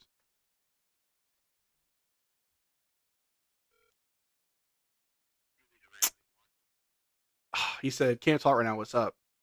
Did you see the Suns game?" Man, I bet he's hosting a party right now watching the playoff games. Probably why I didn't answer. Playoff D book F tier. Yes, Dad call. Let's see if he calls back though. Sometimes he'll call me back. Phone home, man. We can hear now. All right, perfect. Yeah, I had to turn the mic up. So if I sound like I got loud, let me know. I'll turn it down. Let me try calling him again. I'm his firstborn and I'm his favorite. He should answer. He sent me straight to voicemail. Now I know how he really feels. Anyway, rooting for Brunson. Honestly, yeah, it would be great to see the Knicks and the Mavericks in the finals. That'd be phenomenal. But yeah, man. But we got that game tomorrow, guys. We will be live for it. Going live. I'll probably go live maybe half an hour beforehand so people can get settled in, get ready, grab some food, get comfortable. It's gonna be crazy. It's gonna be a great live. My dad said I'm at an event. I need to see the game. Oh, he's at an event. Where you at, Pops? I swear, my dad's not retired, but he acts like he is. He's always doing something. I don't know what event he's at, but my dad's dressed. All right, hold on. My dad sent me this. I don't know if you can see it that well. My dad's in a tuxedo? What is my dad doing? My dad got earrings? My dad ain't got no earrings. Dad, you got earrings? Are your ears pierced? Why does my dad look... Ain't no way my dad got a little rock in his ear. Anyway, I'm about to get off and call my dad and then have a long argument with Randy. Anyway, guys, y'all the best for hanging out with me this Saturday. I got something cooking up in an hour. I don't want to spoil it. However, stay tuned on this channel tonight. There may be a special video dropping around 7, 8 o'clock Central Time. In about an hour, I have a very important call. Hopefully it goes through. Hopefully we got something cool for you guys to post out before the playoffs start, right? But thank you guys for hanging by in this live stream. It really wasn't nothing big. Just want to hang out and talk. I feel like it's been forever since I've been able to do this, and I'm looking forward to tomorrow. But yes, playoff brackets. Yes. If you are in my little, I have a group for playoff brackets. I'm pretty sure it's too late, possibly, but I can check. Give me a second here. It might be too late, but I can still throw the link up. Let me close this.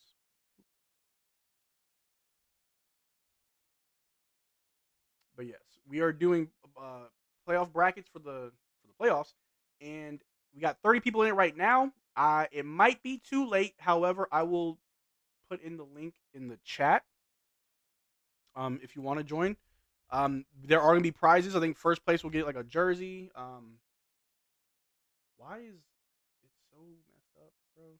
It will never let me like actually put in the link. It's so dumb. All right, I can't put the link in. I'll make a community post with the link. No, there's gotta be a way I can do it. This is dumb.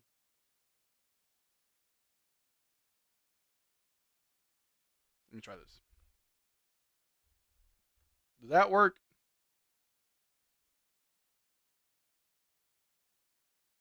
Hopefully that works. I don't know. Hopefully that link works if you want to be part of our brackets. First place will get a jersey. Is it a jersey? Hold on, let me see. First place will get a free jersey. Second place will get a $100 Amazon gift card. Third place will get a $50 gift card. We got about 30 people in there. Today, since the start of playoffs, you'll be able to put in your brackets. I'm not sure if it is too late. It might be. And apparently, I'm looking very bad. A few people did not fill out their brackets. Hopefully, it's not too late for them. But yeah. It did work? All right, cool. Yeah. So hopefully, you guys can get in. If it asks for a password, it's MD2024. I'll put it in here. If it asks for a password, it's MD2024. Boom. So if you can still get in, go in there, throw up a bracket, try to win a prize. But until next time, guys, y'all take care, man. Y'all the best. I love each and every one of y'all. Y'all go hard in the paint, waka flocka. I gotta go get ready for this really cool thing in an hour.